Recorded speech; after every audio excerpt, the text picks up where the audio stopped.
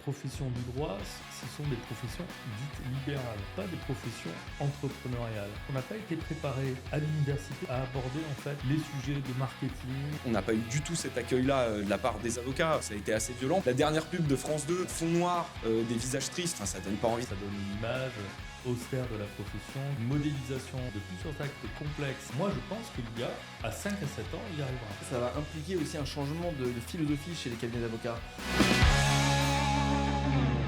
Bonjour à tous, bienvenue dans Quasar. C'est la première de Quasar, c'est un podcast plein d'énergie qui va parler d'IA, de marketing et d'entrepreneuriat. Aujourd'hui, en invité, on a Pierre Gramage, ancien vice-bâtonnier de Bordeaux, et Jules Touzet, CEO de la solution Clerc. Donc, je vous laisse vous présenter. Pierre, commence. Alors, je suis en effet associé d'un cabinet qui s'appelle Altaïr Avocat à Bordeaux. On est entre Bordeaux, Paris et peut-être un jour un peu plus loin que Bordeaux et Paris, spécialisé en droit des affaires, en particulier tout ce qui est fusion-acquisition, levée de fonds, de l'amorçage jusqu'au capital développement et corporate classique, avec également un département fiscal et contrat distribution. Ça, c'est sur la partie opérationnelle, si je puis dire, du métier. Donc un cabinet indépendant, Altaïr Avocat, après quelques passages dans d'autres cabinets et d'autres associations. Et sur le plan plus investissement dans la profession, j'ai été en effet alors fondateur de l'incubateur du barreau de Bordeaux, d'où ma forte appétence pour les sujets d'innovation. J'ai eu ce grand plaisir de créer cet incubateur, puis j'ai été vice-bâtonnier du barreau de Bordeaux, un des rares d'ailleurs conseils juridiques qui s'investissent, si je puis dire, dans la profession, parce qu'en général, c'est plutôt des avocats traditionnels qui s'investissent pour la profession, et donc élu au Conseil national des barreaux également pendant 3 ans. J'ai fait un mandat et à peu près une dizaine d'années d'investissement dans la profession. Voilà rapidement ce que je peux te dire. Cool. Merci beaucoup, Pierre. Jules, à toi. Déjà, merci beaucoup de m'accueillir. Donc, moi, je m'appelle Jules Touzet. Alors, je suis juriste, moi, à l'origine, spécialisé en contentieux administratif et droit de l'environnement. Je suis également doctorant à l'Université de Bordeaux, également en droit de l'environnement, contentieux administratif. Et j'ai exercé plusieurs années en tant que juriste dans des cabinets d'avocats. Et aujourd'hui, j'ai monté la structure Clerc, qui est une solution d'intelligence artificielle destinée aux cabinets d'avocats. Notre mission et notre volonté, c'est de permettre aux cabinets d'avocats de prendre des moteurs d'IA in-house à l'intérieur même de leur cabinet, qu'on entraîne sur leurs données internes. Ok, parfait, c'est très clair. Bon, je connaissais un peu la solution. Je pense qu'on va pouvoir rentrer dans le vif du sujet. Pierre, on va faire un pont sur la fin de ta présentation. L'innovation dans le droit, c'est toi qui es à l'origine de la création de l'incubateur du barreau de Bordeaux. Est-ce que tu peux nous en dire plus sur pourquoi cette mission-là, tu t'es retrouvé avec cette mission-là au sein du barreau de Bordeaux et depuis 2016, on va dire l'avènement des Legal Tech, en fait, voilà, tu es au cœur de l'innovation. Dis-nous en plus. Alors, je peux vous en dire plus. J'ai obligé de préciser une chose qui me paraît importante. J'étais aussi président régional de l'ACE, Avocat Conseil d'entreprise, qui est un syndicat majeur dans la profession, qui a une vision très progressiste de la profession et qui est très axée sur l'innovation, justement. Donc, et là, j'en suis très, très fier. Et c'est le dernier investissement, d'ailleurs, que je garde pour la profession. Donc le pourquoi, c'est ça le pourquoi du départ, quel est le déclic en fait. C'est ça, c'est ouais. Bon. Alors le déclic, il faut être clair, le premier déclic dans la profession en termes d'innovation, c'est le barreau de Paris qu'il a eu. Et parce que plus de moyens, parce qu'un barreau qui représente au moins 50% des effectifs de la profession en France. Et donc le barreau de Paris, il y a maintenant je crois quasiment 10 ans, avait créé son premier incubateur. Et ensuite... ça a essaimé, il y a eu Lyon, et puis il y a eu Bordeaux, Marseille aussi. Marseille également, Toulouse qui a eu une tentative un petit peu avortée. Donc en fonction des tailles de barreaux et des appétences pour les sujets d'innovation, ça a commencé à essaimer en province. Je pense que le premier objectif déjà d'un incubateur à cette époque-là, c'était d'acculturer la profession à l'innovation et déjà à la transformation digitale. Parce qu'en fait, les avocats n'avaient pas conscience qu'ils avaient démarré leur transformation digitale, Mais en fait, il ne savait pas ce que c'était. En fait, il avait démarré en adoptant des logiciels spécifiques, etc. Bon, Hum.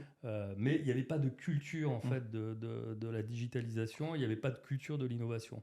Ça a été le premier objectif. Ouais, on se souvient, l'incubateur du barreau de Bordeaux, ça doit être 2016, je crois, ou Je 2000, pense, ouais, c'est ça. quelque chose comme ça. Et ça correspond aussi à l'arrivée massive des Legal Tech en France. Et ça a été la première vraie claque chez les avocats, pour le coup. Jules, je sais pas. C'est intéressant parce que nous, on étudie beaucoup cette question-là et on essaie de comprendre, c'est dans le cadre de ce qu'on fait, vraiment ce marché. Et en fait, on se rend compte qu'il y a eu quand même deux grosses révolutions et en fait, on arrive vers une troisième révolution. C'est-à-dire que, alors Pierre, je parle évidemment, toi qui as beaucoup plus d'expérience que moi sous ton contrôle, mais il y a quand même cette première révolution qui est l'arrivée des bases de données. En fait, où au final, au départ, les avocats travaillaient sur papier-crayon avec les juristes classeurs. Enfin, moi, je vois encore dans les cabinets d'avocats qu'aujourd'hui, on a des énormes, tu vois, bibliothèques de juristes classeurs qu'on a encore aujourd'hui, qui sont encore éditées d'ailleurs, je pense. Arrivée des bases de données d'abord très classiques avec Dalloz, Lexis, etc. Et ensuite les bases de données internes qui se modernisent petit à petit. Ayant une deuxième révolution ensuite qui sont les outils de productivité, alors d'abord très ciblés, en fait notamment les outils d'édition de contrats qui permettaient peut-être de faire de l'édition de contrats de manière extrêmement pointue mais dans des domaines très précis. Et aujourd'hui on arrive vers en fait une troisième révolution et j'ai l'impression, je ne sais pas ce que tu en penses Pierre ou ce que vous en pensez, c'est que les avocats s'apprêtent à prendre un petit peu plus massivement cette troisième révolution qui sont les outils d'intelligence artificielle, même si ce terme est un petit peu trop, on va dire, usité, qui veut plus dire grand-chose en fait au final. Mais voilà, moi c'est un peu comme ça que je vois l'évolution du marché en fait des legal tech, tu vois, à travers ces étapes-là. Tout n'a pas été bon dans la legal tech à partir de 2016. Il y a eu les modèles américains de mise en relation client-avocat. Il y a eu toute la partie automatisation des contrats, cette hype-là. Je suis carrément d'accord. Et on arrive là aujourd'hui, ouais, carrément à l'IA. Ouais. Oui, alors moi je suis d'accord avec vous, mais comme vous êtes beaucoup plus jeune que moi, il y a des étapes que, Oui, il y sûrement. a des étapes que vous n'avez pas vues et qui sont essentielles avant la digitalisation finalement des bases de données, hein, si je puis dire. C'est quand même déjà le passage en fait du papier, ça peut paraître idiot, mais du photocopieur, du fax. Hein. Vous savez pas ce que c'est que le fax, vous avez jamais vu des fax où on envoie des télécopies. Je peux vous dire que il y a eu une résistance dans les professions en fait réglementées et en particulier les professions du droit sur toutes les évolutions technologiques. Ça, c'est vraiment quelque chose qu'il faut intégrer. Euh, par nature, les professions réglementées résistent en fait au changement et à l'évolution. Donc, avant d'arriver, si vous voulez, aux data plus accessibles par la digitalisation d'ailleurs, qui était c'était très balbutiant. En effet, il y a eu l'Exbase, puis après LexisNexis, etc. Il y a eu toute la révolution déjà d'intégration des outils de digitalisation classiques qui existaient déjà dans le monde des affaires et des entreprises ailleurs. Mais il y a eu du retard. Donc quand on a commencé à acculturer, on était toujours en train de finaliser en fait l'utilisation en fait des outils informatiques. Et pour moi, alors c'est peut-être un peu galvaudé, mais je pense que le groupe Septéo, enfin galvaudé ou un peu excessif on va dire, mais que le groupe Septéo avec ses cibles, je pense, a été un accélérateur en fait. Donc l'outil de gestion de cabinet d'avocats pour cabinet d'avocats au départ peut-être de taille significative, puis petit à petit sur des tailles de plus en plus petites parce qu'ils ont revu leur modèle. Je pense que ça a été en fait un accélérateur de façon assez intéressante de l'acculturation des avocats au domaine du digital. Et la première évolution, encore une fois, elle est digitale, mais avec retard. Ouais. Avec retard. Et les bases de données, c'est venu après. Il y a encore moins de 10 ans, beaucoup de cabinets n'utilisaient que les versions papier en fait de Juris Classeur, Dalloz et autres. Mais moi, j'ai parlé avec on fait beaucoup d'entretiens avec des avocats de différentes tailles, de différents cabinets pour vraiment comprendre leurs besoins. Et en fait, j'ai parlé avec une avocate indépendante il y a 2 semaines qui n'avait pas d'ordinateur. Ça existe. Et ça existe encore. Mais j'étais halluciné, t'imagines? Et puis, cette personne, elle avait facilement, elle avait 50 ans, c'était pas quelqu'un d'âgé, et qui n'avait pas d'ordinateur. Mais je rebondis sur ce que tu dis, Pierre. Qu'est-ce que pourquoi il y a cette résistance, tu vois? Moi, je m'y confronte au niveau marketing. Si je commence à parler de SEO, je vais perdre 80% de mes interlocuteurs. Il y a des choses qui font très peur. Si on dit des leads, non, ce sont des pistes commerciales. Et alors ça, c'est encore plus marqué dans les gros cabinets. Mais qu'est-ce qui fait qu'il y a cette résistance des professions réglementées? Est-ce que c'est une peur? Est-ce que tu as réfléchi à ça depuis le temps? Moi, je pense qu'en fait, c'est lié au fait que, avant tout, les professions du droit, ce sont des professions dites libérales. Ce ne sont pas des professions entrepreneuriales. Il y a vraiment, je dirais, tout un passage à faire entre le caractère de profession libérale à l'entreprise. Et beaucoup, en fait, de dirigeants de cabinet n'ont pas cette culture de l'entreprise. Ou en tout cas, sont obligés de l'acquérir parce qu'à un moment ou à un autre, ils sont patrons. Et puis, il y a un gros éclatement, c'est-à-dire qu'il y a plus de 70 000 ou 77 000 avocats aujourd'hui en France, mais il y a une disparité colossale en termes d'activité, de taille de cabinet. Tu parlais Ouais. d'avocats, en effet, individuels, c'est quand même une grande partie de la profession, hein, malgré tout. Et donc, ça a un impact, si tu veux, sur la structuration. Et le deuxième phénomène, je pense, c'est que on n'est pas prêt, on n'a pas été préparé à l'université, si tu veux, à aborder en fait les sujets de marketing, les sujets à l'université ou dans les écoles d'avocats. C'est aussi un des problèmes qui est en train d'évoluer depuis quelques années, hein. Mais le marketing, la finance, la gestion de cabinet, l'optimisation des coûts, les RH, tous les sujets qui concernent l'entreprise, en fait, on les voyait chez nos clients, mais on ne voulait pas les voir chez nous. Je crois que c'est aussi une des raisons. Ouais, et c'est hyper intéressant, et je suis complètement d'accord. Et si je peux ajouter quelque chose, je pense que cette profession, et même le droit d'ailleurs en général, c'est une profession de savoir, et c'est une profession de sachant. Mm. Et en fait, c'est limite, tu vois, d'une certaine manière, s'abaisser à utiliser des outils, alors que tu es censé être un sachant, tu es censé comprendre le domaine dans lequel tu interviens, et c'est pas un domaine dans lequel tu es censé aller chercher une certaine facilité. Et d'ailleurs, à la fac, on nous apprend absolument pas la facilité, on nous apprend à galérer. Et on nous apprend à utiliser des outils, des bouquins, à se creuser la tête, etc. Et cette notion de facilité et cette notion même de marketing, et limite, tu vois, l'avocat a des fois l'impression de s'abaisser à une forme de rentabilité alors qu'il est censé être un sachant. Alors, c'est rigolo ce que tu dis sur la notion de rentabilité. Ouais. Mais le truc, l'argument qu'on a souvent, c'est mais si on automatise ces process-là, Mm. comment on va continuer de facturer autant? Ouais. Et en fait, le truc, c'est toujours le même. C'est ce que j'essaye de leur expliquer. C'est pas parce que vous y passez moins de temps qu'il faut moins facturer. Si vous y passez aussi peu de temps, c'est parce que vous avez le savoir pour aller aussi vite, etc. Je reviens quand même, Pierre, sur ce que tu disais sur la notion d'acculturation, sur la notion dans les études, dans la formation des avocats. Il y a un truc qui a changé, je pense, assez rapidement entre 2010 et aujourd'hui, c'est qu'il y a eu de plus en plus d'avocats qui sont arrivés sur le marché et les outils digitaux ont libéralisé la concurrence entre les cabinets. Avant, c'était beaucoup de bouche à oreille, des gros cabinets qui allaient truster une grosse partie de la clientèle sur tel et tel truc. Les legal tech, la mise en relation client-avocat a commencé et tout de suite, il y a eu cette notion de concurrence et ils ont dû... certains ont compris qu'il fallait tout de suite passer le cap de l'internet, de la présence web, etc. Je pense à des cabinets comme Ben Soussan sur Paris qui ont tout de suite saisi ce truc-là. Aujourd'hui, c'est des cabinets qui marchent énormément et derrière, il y a beaucoup de cabinets qui sont à la bourre et qui s'y mettent qu'aujourd'hui avec quasiment 15 ans de retard, quoi. Ouais, totalement. Oui, je suis d'accord. Mais alors, c'est intéressant ce que vous dites tous les deux parce qu'en fait, ça me fait penser à deux choses.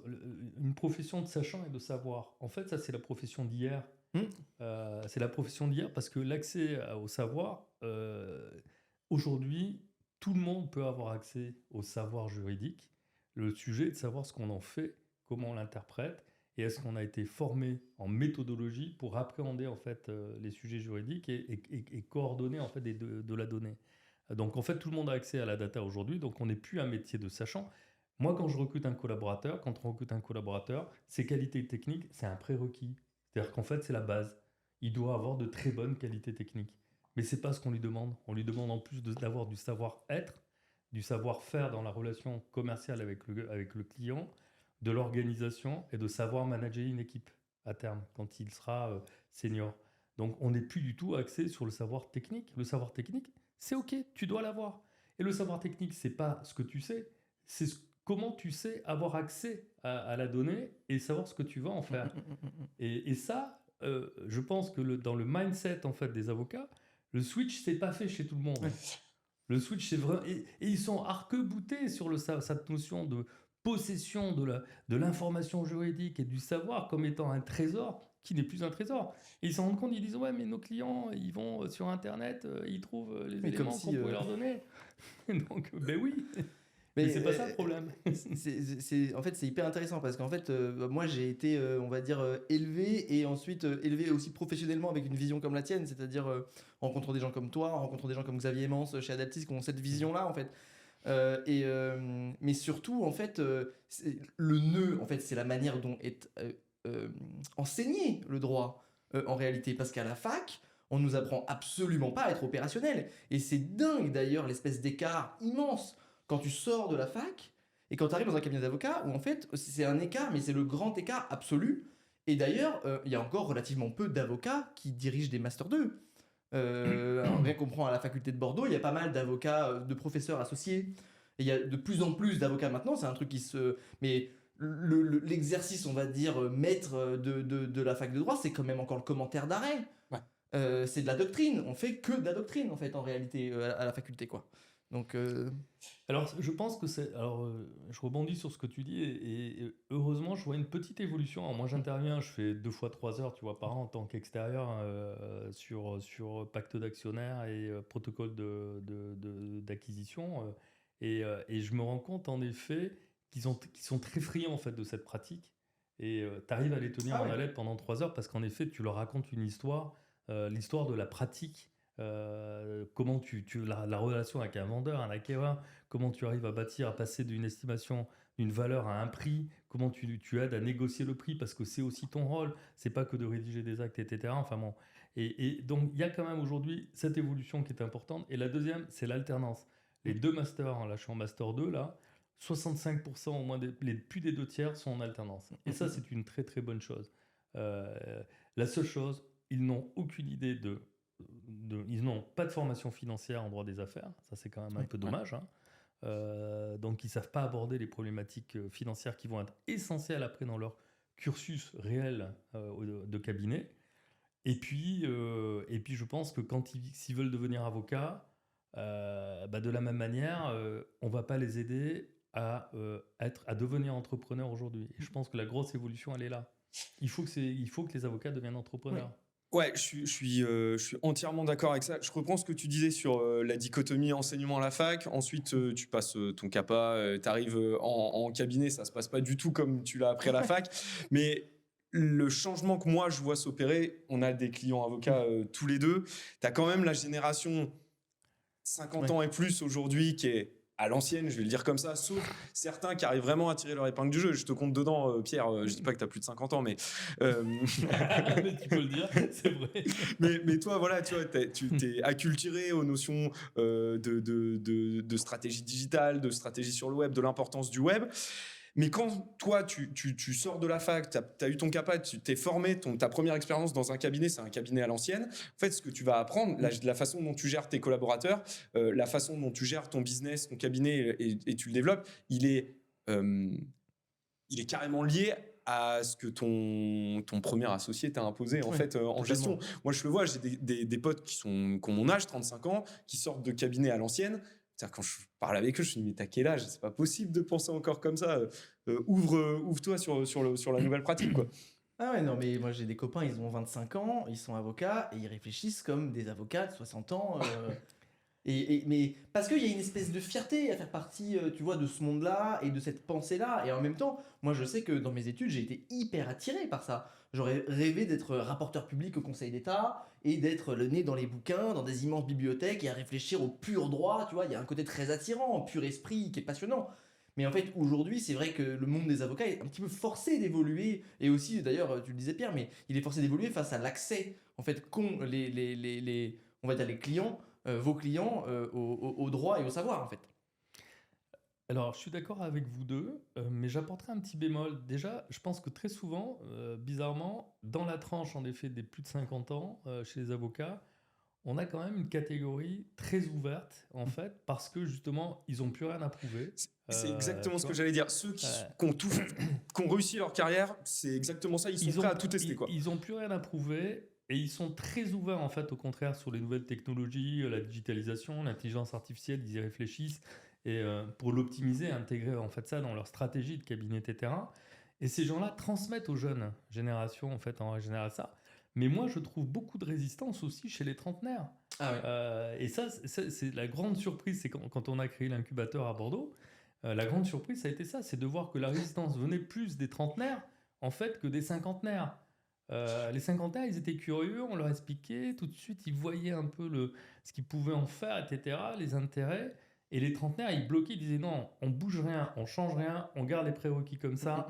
Moi, je fais mon boulot comme à l'ancienne parce que ça me va bien et que ça va, je veux pas me bousculer. Ouais, c'est chasse gardée. Ouais. Je vais parler de l'expérience avec la fabrique juridique.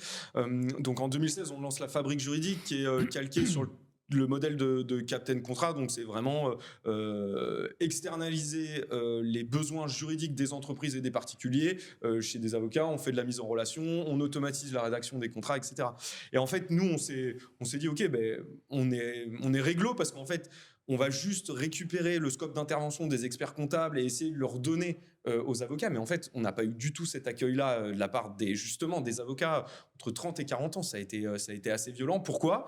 Parce que à ce moment-là, ils n'étaient pas acculturés au digital. Ils ne pouvaient pas eux-mêmes réussir à créer quelque chose, à se mettre sur le web immédiatement pour contrer cet avènement de cette arrivée massive des legal tech. Et ça a été en effet un très gros frein. Donc, je finis mon raisonnement sur ce que je te disais, les plus de 50 ans. Là, aujourd'hui, on sent que ça s'est décalé en fait à toute la nouvelle génération. Tous ceux qui passent le CAPA là, depuis 5-6 ans, ils passent pas toujours par la case collaborateur. Il y en a qui s'installent directement parce qu'ils savent qu'ils peuvent aller faire leur business sur Internet assez facilement. Et en fait, on se retrouve avec un ventre mou, un ventre mou qui est resté à l'ancienne sur ça, quoi, carrément. Ouais, je suis assez d'accord. Et bon, j'ai la chance de connaître ton père, Jules, et tu le sais, parce qu'on a été élus au CNM ensemble. Et en fait, ton père Philippe, qui est un avocat reconnu sur la place de Paris, il a cette ouverture naturelle. Il est progressiste naturellement. Et je te dis, chez les jeunes, il faut entraîner. Alors, la tranche des moins de 30 ans, c'est plus facile.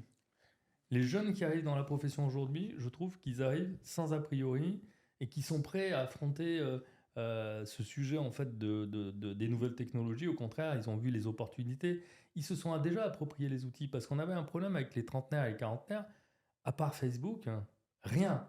C'était dingue. C'est-à-dire qu'en fait, il y a 10 ans, ils savaient faire fonctionner Facebook, mais par contre, tu leur demandais de faire marcher un logiciel un peu plus complexe de cabinet, c'était nada. Tu serais étonné, c'est toujours le cas. Hein. Alors, c'est un peu toujours le cas, oui. Ah, je vous confirme, c'est toujours le cas. Avec, tu vois, quand on implémente des Jarvis ou des logiciels qui ont aussi beaucoup évolué en termes d'UX, moi je me rappelle les premières versions de Jarvis, c'est pas plus du tout ce qu'on a là aujourd'hui. Même des actions qui sont simples, clic droit ou clic droit, mettre dans le calendrier, on se retrouve parfois avec des blocages, mais qui sont des blocages psychologiques. C'est comme si ils se bloquaient de peur de mal faire avec la technologie et ils se braquent sur des trucs où on leur dit mais pas de stress, ça va bien se passer. Il y a un stress, mais t'as raison, il y a un vrai stress sur le changement des process du cabinet. Ça a toujours fonctionné comme ça. Pourquoi on changerait alors que ça fonctionne ? Peut-être parce que il y a un moment tu vas te retrouver bloqué ou c'est... Je suis d'accord, mais je pense qu'il y a aussi une responsabilité des fournisseurs, entre guillemets, de solutions et de prestations, en particulier de ce type de solution. L'ergonomie est pas toujours au top. Ils travaillent pas. C'est fait par des informaticiens, des équipes. Oh, pardon, excusez-moi. Désolé. Tac. Normalement, rien ne doit se passer, mais c'est mon goûter. Non, je plaisante.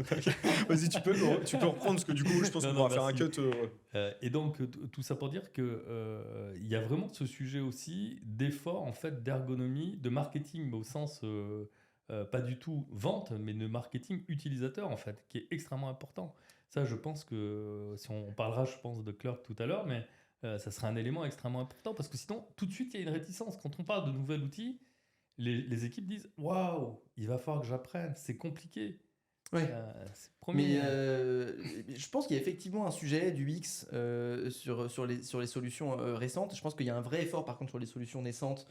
Et parce que nous, on a tous, alors aujourd'hui, je pense que tous les Legal Tech et les dirigeants de Legal Tech, etc., on a tous vécu avec tous les nouveaux outils, les iPhones, les YouTube. Aujourd'hui, on est assez, par exemple, on utilise beaucoup Notion, qui sont des outils de gestion qui sont hyper performants, avec des UX hyper fluides. Et donc, c'est vrai que chez nous, en tout cas chez Clerk, ça a été une volonté hyper forte dès le départ, chez moi et chez Alexandre, qui est le product owner de la boutique et en fait qui est vraiment de limite un petit peu l'esprit Apple, c'est-à-dire tu pars du design, tu pars de l'interface utilisateur et effectivement le fond est aussi important, voire plus important, mais il faut qu'il y ait une telle synergie entre le fond et la forme. Et ça plaît beaucoup, hein. D'ailleurs, quand on montre ces interfaces un petit peu plus modernes aux avocats, ils s'y retrouvent vraiment beaucoup plus vite que dans certaines interfaces anciennes, quoi. Ouais, c'est ce que j'allais dire. Après, on a la chance aussi, nous, que ce soit moi sur Supernovia ou toi sur Clerk, on a un truc de différent par rapport aux Cessib, aux Jarvis qui se sont créés il y a 10 ans, Cessib 20 ans de ça. C'est qu'on a une techno qui nous Ouais. offre plus d'opportunités en termes du X et du Y, de faire des choses plus simples. Et les solutions d'il y a 10 ans, elles vont être fortement challengées, notamment avec l'arrivée de l'IA, parce qu'en fait, tu as tous les nouveaux créateurs d'app, la tech, elle est beaucoup plus accessible, il y a beaucoup plus de développeurs sur le marché, et en fait, certains vont repartir d'une feuille blanche pour reconstruire les logiciels avocats de demain, et je pense qu'il va y avoir des gros bouleversements là dans le Je suis futur là-dessus. d'accord. Et ça impacte les modèles économiques parce que je pense que la plupart de ces fournisseurs de solutions, en fait, cette complexité apparente leur permet aussi de facturer mieux. Mm. Ça peut paraître bizarre, mais quand c'est trop fluide, trop simple, trop dans un environnement que tu connais et que tu fais fonctionner facilement, tu vois moins la valeur ajoutée, l'utilisateur voit moins la valeur ajoutée, enfin, facialement. Faut Alors que nous, au produit, c'est là où, tout le taf, il est hyper dur mais et tu passes du temps. Je le sais. Et je le sais parce qu'en fait, je me suis souvent posé la question de savoir pourquoi des groupes comme Septéo ne faisaient pas vraiment évoluer leurs solutions informatiques. Je ne dis pas que c'est la réalité, c'est mon interprétation, mais je pense qu'en effet, si tu veux, il y a à la fois une résistance des équipes en interne dans ces boîtes-là, ces grosses structures, parce que si tu veux, tu as des informaticiens, encore une fois, qui ont 30 ans de métier. Les mecs, ils savent faire de l'informatique, pas du design, en fait. Du design, hein, c'est pas leur métier. Donc il y a une résistance. Et ils agglomèrent des briques. Vous savez qu'ils travaillent avec des briques. Hein. Ouais, bien sûr. Voilà. Mais ils sont pas du tout sur la même logique. Et quand on leur dit, mais on aimerait plus de fluidité, ils nous l'amènent, mais ça n'a pas du tout la fluidité d'un outil comme le tien ou de ce que tu peux faire toi. C'est évident. Jules, on s'y confronte tous les deux sur les directions, les DSI des gros cabinets. Moi, je considère que sur la partie SaaS et logiciel, j'ai beaucoup plus de facilité à faire un POC avec un cabinet qui n'a pas de DSI internalisé qu'un cabinet qui a 30 ans avec le même chef technique depuis 15 ans, qui nous impose un langage, un code précis, tu vois, un Symfony qui est désuet ou un truc, et qui te dit non, c'est pas possible. En fait, mais parce que ça, il sait faire. Ce que tu fais, c'est pas faire. Ouais. Et il veut pas apprendre. Ouais. C'est ça le problème. Oui, et puis il y a quelque chose que j'ai du mal à comprendre, c'est pourquoi est-ce que les outils juridiques peuvent pas être un peu fun à utiliser, quoi. Tu vois? Genre, pourquoi est-ce que c'est obligé d'être la galère? Genre, qu'est-ce qui fait que tu reviens sur un outil type YouTube, type Notion? Qu'est-ce qui fait que tu y reviens? Parce que c'est fun à utiliser. T'as un vrai plaisir, en fait. Et c'est pas parce qu'on fait du droit qu'on peut pas se faire un peu plaisir dans les outils qu'on a à disposition, en fait. Mais tu vois, sur l'austérité du droit, moi j'ai une approche, Rock the Law, c'est une agence, on détonne un peu dans le monde du droit parce que quand le client n'est pas d'accord, on va pas lui dire ah si, il faut faire comme ça. Non, c'est si vous travaillez avec nous, c'est aussi pour une approche innovante, etc. Et la communication dans le droit, on l'a fait avec Legal Pilote et notamment Valère, mon pote Valère Ced. Au début, on a eu des grosses réticences là-dessus, à dire non, on va communiquer avec des mèmes, on a envie de communiquer autrement, de façon plus légère, de rentrer un peu de se foutre, allez, pour le dire comme ça, de se foutre un peu de la gueule des avocats qui sont trop à l'ancienne sur ça. Et au début, c'était non, on n'a pas le droit de faire ça, on n'a pas le droit. Sauf que quand on l'a fait, en fait, on est devenu la première page francophone de droit. On a dépassé des mecs qui avaient levé des millions, des Brighter, etc.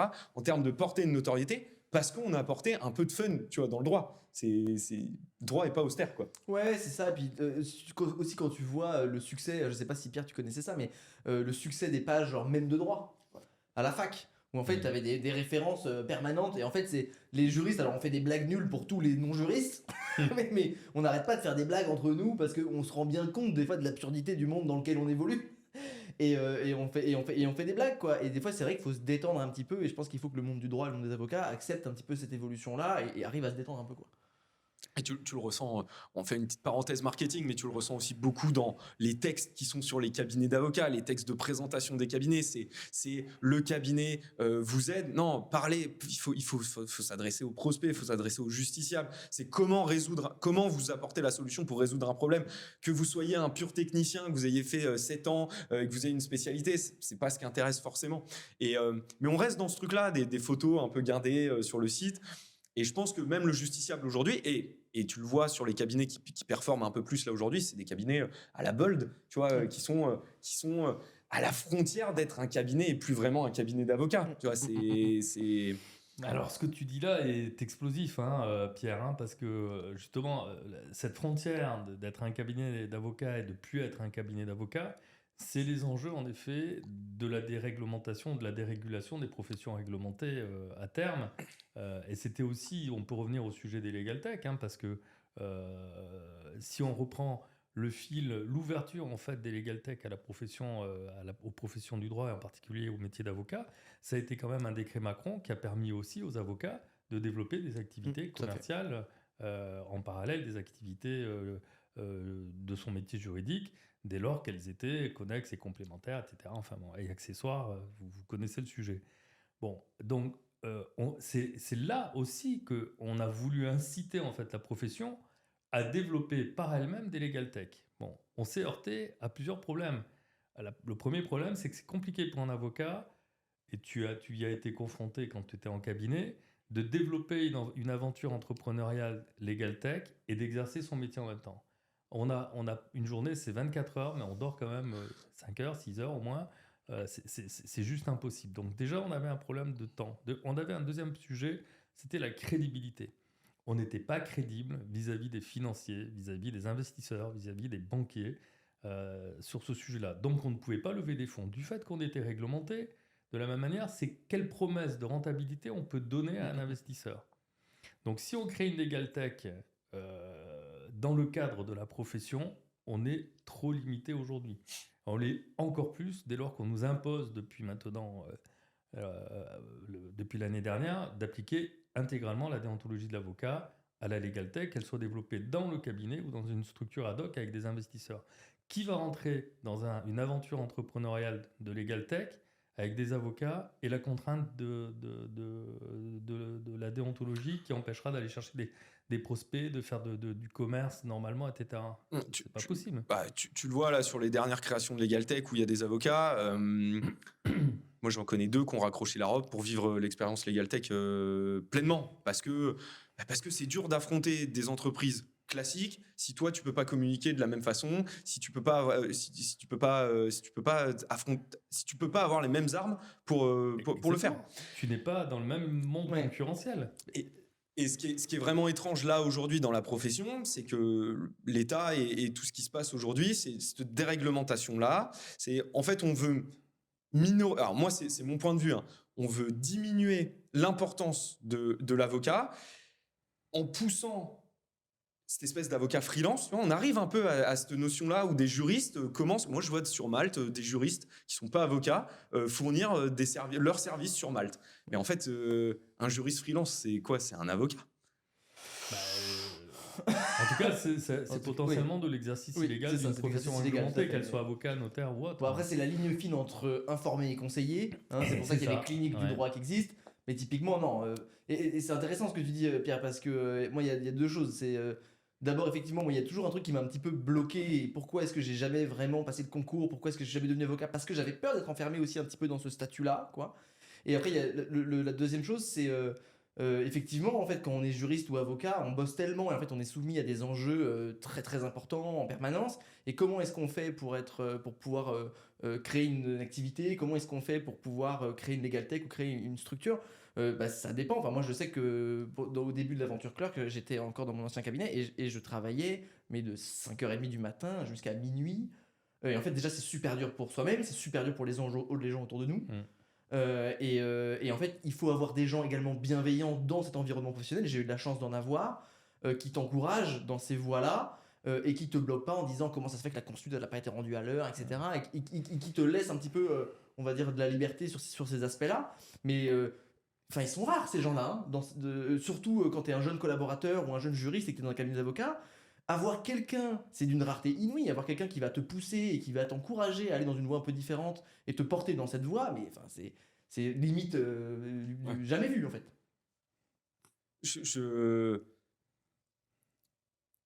Imaginez, enfin, si on reprend l'historique des levées de fonds, tu vois, dans les legal tech françaises avocats, il n'y a pas une legal tech avec un avocat qui a levé plus de 5 millions, je pense. Je crois, c'est quoi? La plus grosse, c'est pas Legal Pilote avec 2 millions Non, je pense qu'il y a eu ceux qui sont vendus à LexisNexis Predictis. Je crois qu'il Ah, avait levé Predictis. 5. Ah ouais, c'est Alexandre Chironnet, Ouais, exact, qui il était avocat, tout il à fait. avait levé 5. Enfin, non, il n'a jamais été avocat. Aïe, pardon. Je crois qu'il a même pas. Enfin, je sais même pas s'il avait passé le. Ok, Mais en effet, il a levé 5. Mais je crois que non, peut-être on est à 10. Mais 10 sur les Legal Tech, je sais plus. Il y a eu une expérience de. Il y a une Legal Tech qui a levé 10, il me semble. Il faut que je retrouve. En tout cas, Legal Tech, avocat, dans le cadre de la profession, 0. Si, Enfin, Mathieu Davy enfin, avec oui, Colo Lawyer. non, mais ok, mais il a levé du Friends and Family et il a levé il n'a pas levé Du en non-dilutif. fait. 650. Oui, voilà. Ouais, je suis pas Du sûr qu'on ait non-dilutif, passé le ouais. million. Et puis, je crois pas qu'on ait Voilà. une. Mais c'est la seule expérience en effet, et bravo d'ailleurs de l'avoir fait. Et pour autant, extrêmement compliqué. Donc, l'effet pervers en fait de cette hyper réglementation a étouffé en fait les énergies à tel point qu'aujourd'hui, on n'a plus de legal tech. On n'a quasiment plus d'incubateurs dans les barreaux, à part à Paris qui continue d'essayer de faire vivre son incubateur. C'est quand même dommage. Et donc l'innovation, maintenant, elle se passe dehors. Ouais. Mais c'est hyper intéressant parce que ça fait écho à un rapport qu'on a eu avec un fonds hier. Donc nous, on est en pleine levée là. Et donc on a pitché pas mal de fonds. Et donc il y a un fonds qui nous a dit, et en fait, même moi, je suis pas avocat, je suis pas enfermé dans ce cadre-là. Et pourtant, ma casquette de juriste leur a fait peur. Donc ils m'ont dit, on a l'impression que vous êtes trop métier et que peut-être que vous allez avoir du mal à pivoter si jamais vous vous rendez compte que y a quelque chose qui fonctionne pas dans votre produit ou que va falloir changer de marché, etc. Et j'ai été un petit peu estomaqué. C'était un petit peu, enfin oui, évidemment, ça vient d'une passion que j'ai pour ce monde-là. Mais c'est pas pour ça qu'on est enfermé en fait. Je comprends complètement ce que tu veux dire. On a un parallèle qui est frappant avec Supernovia. On nous pose la question, donc pareil dans le cadre de la levée qu'on est en train de conduire, etc. On me dit, mais pourquoi le juridique, c'est trop petit? Mais bien sûr que c'est trop petit, le juridique. Le marché que je veux toucher, il va plus loin que ça. Toi, ta techno sur Clerk, c'est modéliser des données, structurer des données pour les interroger après et se connecter à des bases externes. Mais en fait, on peut le dupliquer à tous les... on peut le dupliquer à l'industrie, on peut le dupliquer à tous les secteurs. En fait, nous, pourquoi on fait du droit? C'est parce que notre marché initial et notre appétence première, elle est dans le droit. Nous, Supernovia, on fait de la création de contenu. Les avocats sont les plus exigeants en création de contenu. Et si on a pris cette cible-là, c'est que si on arrivait à vendre aux avocats, on vendrait à quasiment tous les indépendants et toutes les professions réglementées. Et ce frein-là du juridique, c'est un truc qui fait peur. Vous êtes enfermé dans le juridique, vous n'en sortirez pas, quoi. Oui. C'est assez inquiétant ce que tu dis, en fait, Jules, parce que ça veut dire aussi que dans le regard extérieur, le juriste est quelqu'un d'obtus, de fermé, de replié sur lui. Ça. Et que donc tu ne sauras pas, toi, parce que tu as une formation de juriste, faire évoluer ton modèle, t'adapter et aller conquérir de nouveaux marchés. C'est ça. C'est quand même grave. Alors, je pense que c'est pas juste comme vision. Enfin, pour moi, je pense que c'est pas juste parce que justement, des profils comme le tien, si tu veux, qui ont la chance d'avoir une formation ultra solide en droit, vont être justement de très bons liens avec des fabricant, si je puis dire, de solutions, parce que toi, tu sais du côté juriste, hein, quel est le besoin, et tu vas pouvoir concilier les deux. Et ça t'empêchera pas d'être entrepreneur. Tu es Bah avant tout non. Oui, entrepreneur. c'est ça, tout à Donc fait. heureusement pour toi, tu n'as pas passé le barreau, parce que si tu avais été avocat, je pense que tu levais pas. Enfin, c'est quand même effrayant. Enfin, Oui. Après, c'est un fonds, et puis ce fonds-là, ils avaient jamais investi en legal tech, et ils nous ont contactés parce ils s'intéressaient au milieu. Puis c'était aussi peut-être un problème de perception de ma part, parce que je me souviens que pendant le pitch, j'étais hyper sur le droit, tu vois.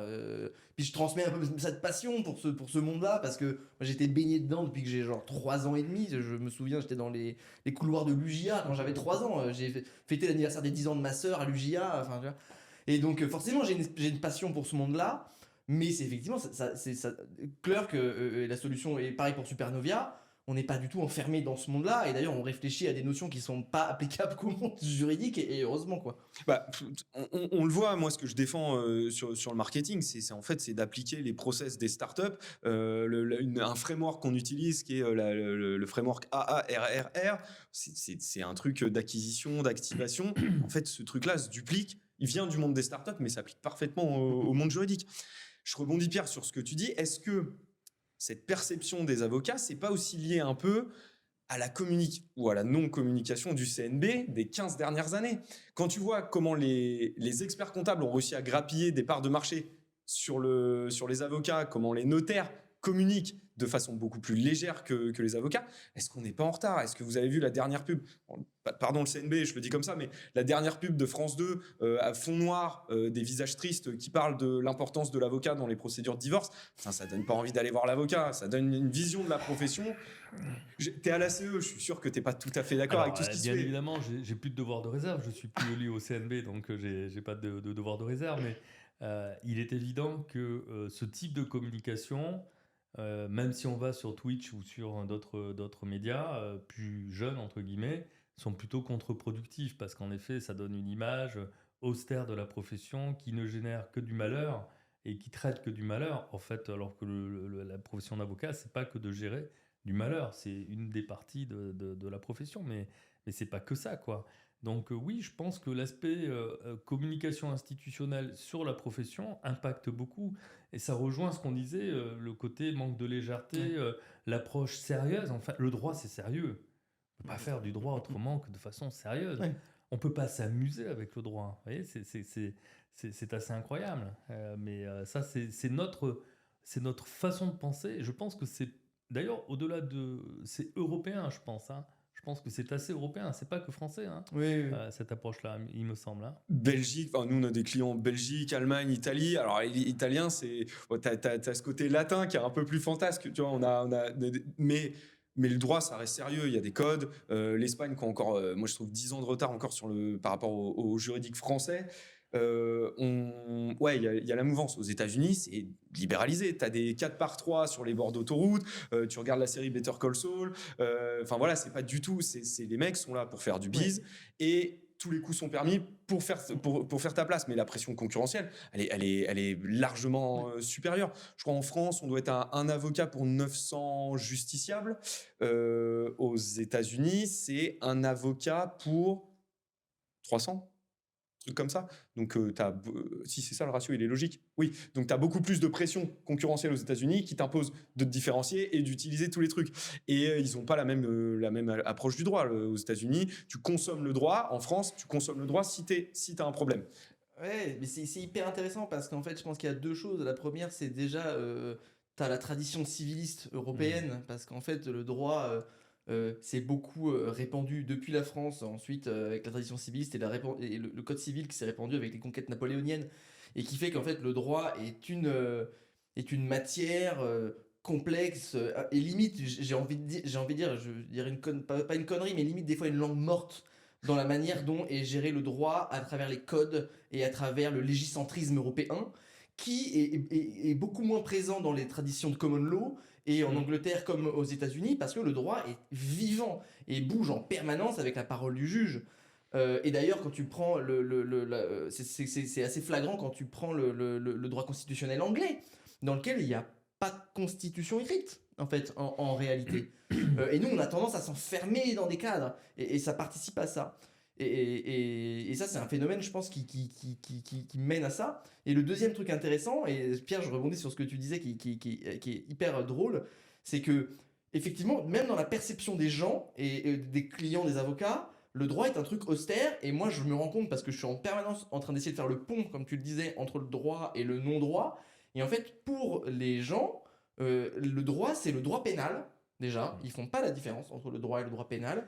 Et c'est incompréhensible, quoi. C'est un monde complètement fermé, complètement austère, c'est du droit pénal, c'est le meurtre, c'est le vol, et puis c'est la répression, et en fait, le droit, c'est un truc qui enferme les gens, alors que le droit, c'est un truc de vie. Moi, je prends la pratique de Pierre, ce que fait Pierre, ça permet aux entreprises Pardon. d'exister et de vivre. Et en fait, personne ne voit le droit comme ça, comme un truc qui permet à des choses d'exister et de prendre vie. Alors que, en fait, heureusement que les avocats sont là pour permettre aux jeunes entrepreneurs, typiquement, de se structurer au départ, tu vois. Ça peut être de la construction, le Mais droit. ouais, bien C'est pas sûr. que de la destruction, c'est de Exactement. la construction, avant Mm. tout. Donc oui, il y a une mauvaise image, en effet. Pardon, excusez-moi, je suis un peu d'allergie. Il y a une mauvaise image, en effet, à la fois de la profession, à la fois du droit. Les gens ont peur, c'est complexe. Oui. Le droit, c'est qu'on a tout fait pour complexifier, en fait, le droit. Je perds ma voix, je suis désolé. C'est par la communication, en effet, sur le métier, mais aussi dans la communication interne. C'est prendre du plaisir à exercer. C'est pas que du plaisir intellectuel. Le plaisir à exercer, c'est aussi le plaisir de permettre à nos clients de trouver des solutions juridiques. C'est quand même ça la base. Hein. C'est pas de se faire plaisir à soi comment dirais-je, en travaillant intellectuellement sur un sujet. Non, c'est trouver une solution. Hein. C'est ça. D'ailleurs, moi, il y a un mot qui est interdit au cabinet, c'est le mot problème. Il n'y a pas de problème. Je ne veux pas qu'on parle de problème. On a un problème. Non, on n'a pas de problème. On s'interroge sur un sujet, etc. Je ne veux pas le mot problème, parce qu'en fait, là aussi, c'est un des travers de la profession de tout envisager au travers du problème, de la problématique. Ce mot est absolument affreux. On est là, en fait, pour rechercher des solutions.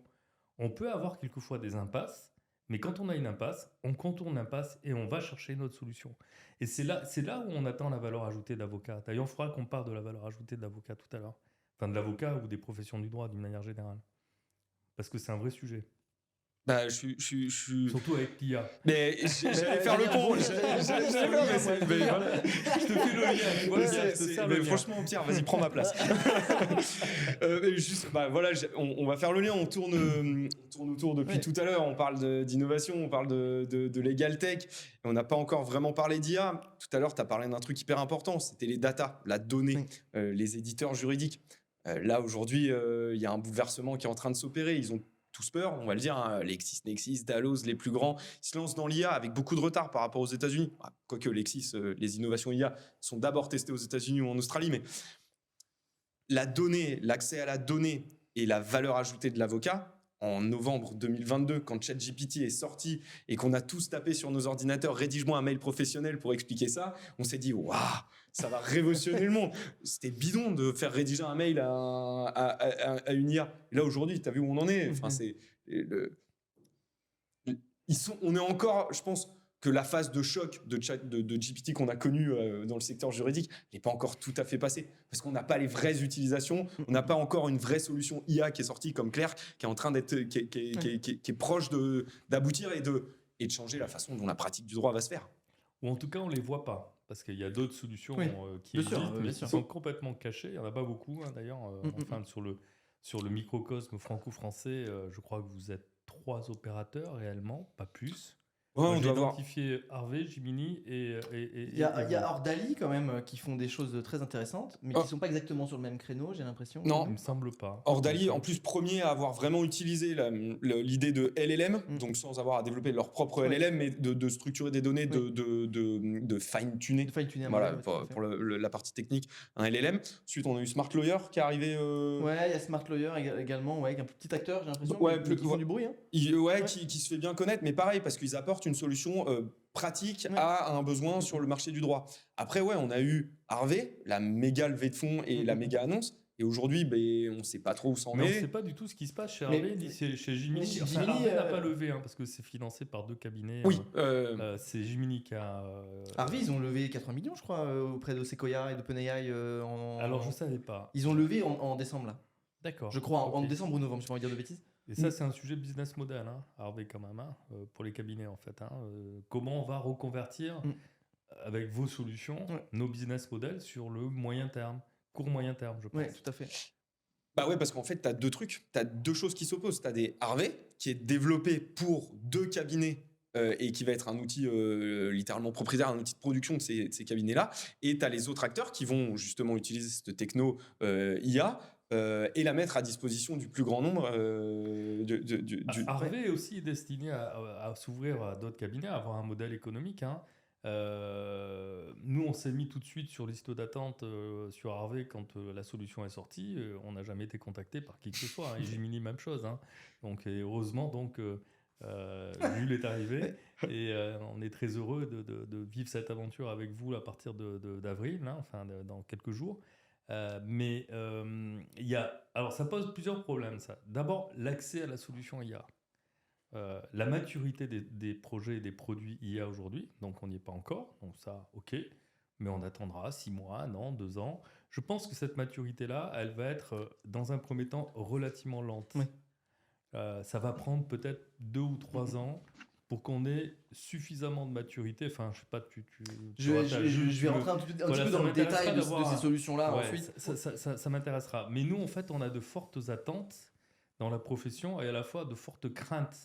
Bien évidemment, d'être, entre guillemets, j'aime pas cette expression, mais grand remplacé par l'IA.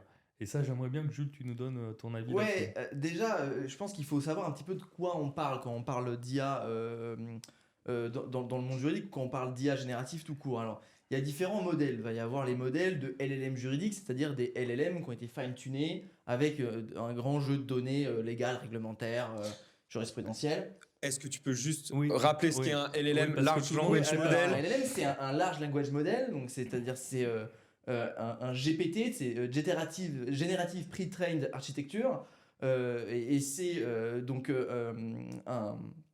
c'est un algorithme en fait, hein, c'est un réseau neuronal. C'est En une suite réalité. c'est des probabilités. Pour ça, schématiser, c'est des modèles probabilistes qui permettent, en fait, alors déjà je parle sous le contrôle de mon CTO, parce que je ne suis pas moi-même développeur ni ingénieur IA, pas du tout. De ce que j'en comprends en tout cas à mon échelle, c'est que ce sont des modèles probabilistes qui permettent d'identifier la probabilité d'apparition d'un mot en fonction du mot précédent.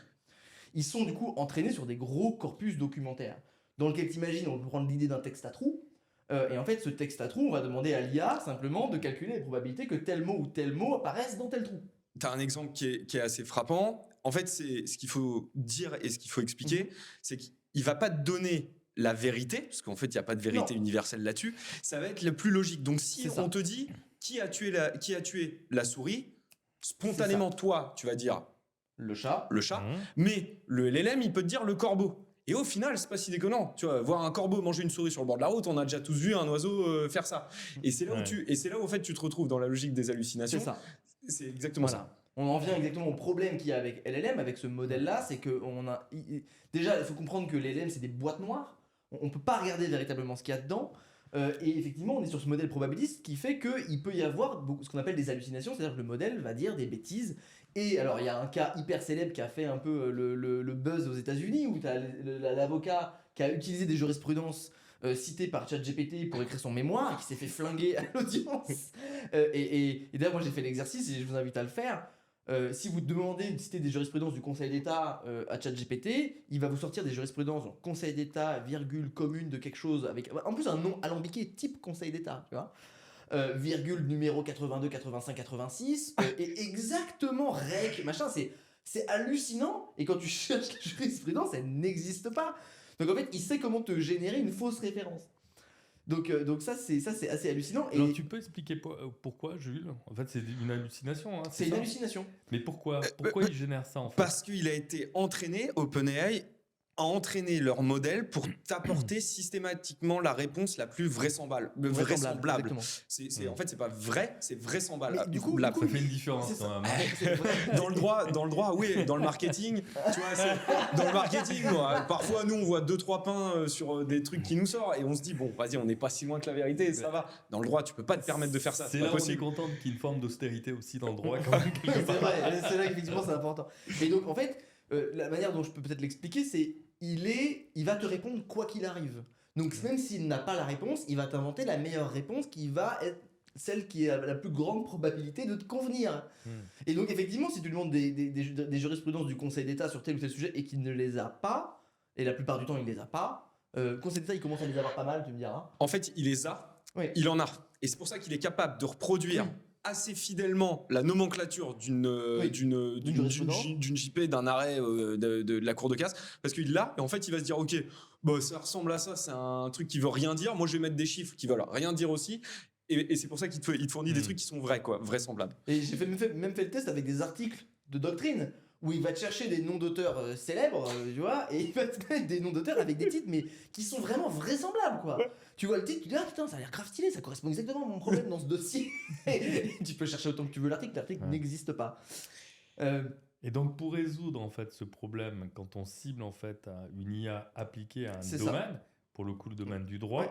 comment vous allez passer, enfin c'est pédagogique Ouais, bien ma sûr. question, mais comment vous allez passer à des solutions fermées où il y aura pas d'hallucination, parce qu'on peut Mais- pas s'en permettre. Alors, nous, quand on a créé Supernovia, c'est poser la question à moi, parce que j'avais cette casquette quand même juridique aussi, où je connaissais bien le monde du logiciel avocat. Je me suis dit, il y a peut-être un truc à faire. Et j'ai été au plus rapide, c'est-à-dire que j'ai fait, ok, la génération de contenu, je sais bien en faire, et je sais comment forcer le LLM. Donc à l'époque, nous, on tapait sur les API d'OpenAI, et on avait trouvé, donc c'était le prompting, c'était savoir comment prompter, et on réussissait à imposer l'utilisation non pas de la base OpenAI, mais de lui dire non, tu ne t'appuies que sur le contenu que je vais te fournir pour me donner la réponse à cette question-là. Et ça a été les premiers trucs de prompting, etc., où vraiment on a cherché à cadenasser la réflexion d'OpenAI en lui disant non, tu vas pas chercher, si t'as pas la réponse, dis-moi que tu n'as pas la réponse. En fait, tu t'adresses comme à un gamin, hein, c'est vraiment ça. Et on lui donnait un texte, ce texte-là, on lui disait fais-nous un post LinkedIn, et en gros, il ne s'appuyait que sur l'arrêt de la Cour de casse ou l'arrêt pour produire le post LinkedIn. Donc Jules, je suppose qu'il y a... Alors nous, en fait, on traite un peu la question différemment.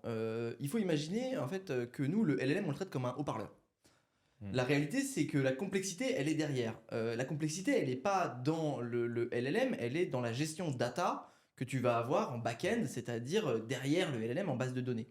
On utilise chez Clerk un système qui s'appelle du RAG, donc du Retrieval Augmented Generation, qui va te permettre en fait d'apporter à ton LLM des éléments de contexte pertinents qui vont nourrir sa réponse.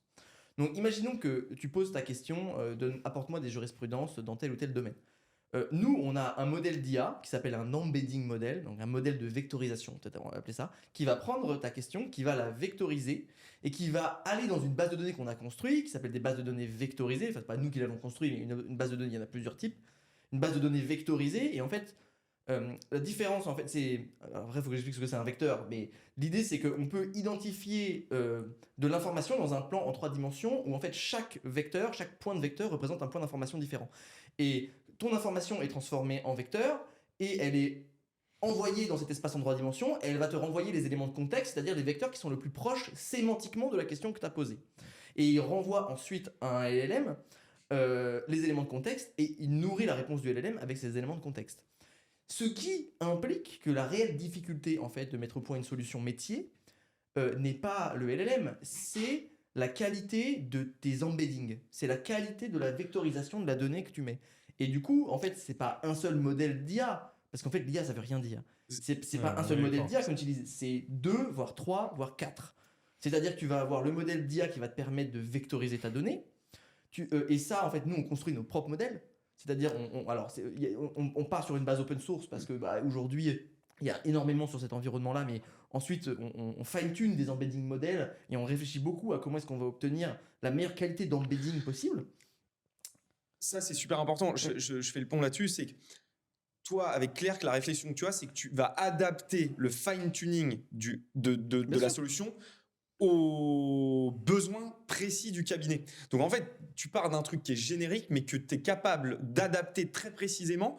Et quand on dit adapter très précisément, c'est qu'en fait, il va se nourrir de la rédaction, du style de rédaction d'un associé pour le reproduire. Et il va prendre le contexte global du cabinet, des affaires, etc., pour te fournir la réponse. C'est là où avec l'automatisation pure et dure qu'on a connue il y a 5-6 ans, c'est ces modèles-là qui changent complètement la donne. Ouais, et je pense qu'en fait, moi, ce que j'ai voulu faire avec Clerc, et ce que j'ai vraiment voulu faire, c'est de remettre le client ou l'utilisateur en possession de quelque chose de quasi physique.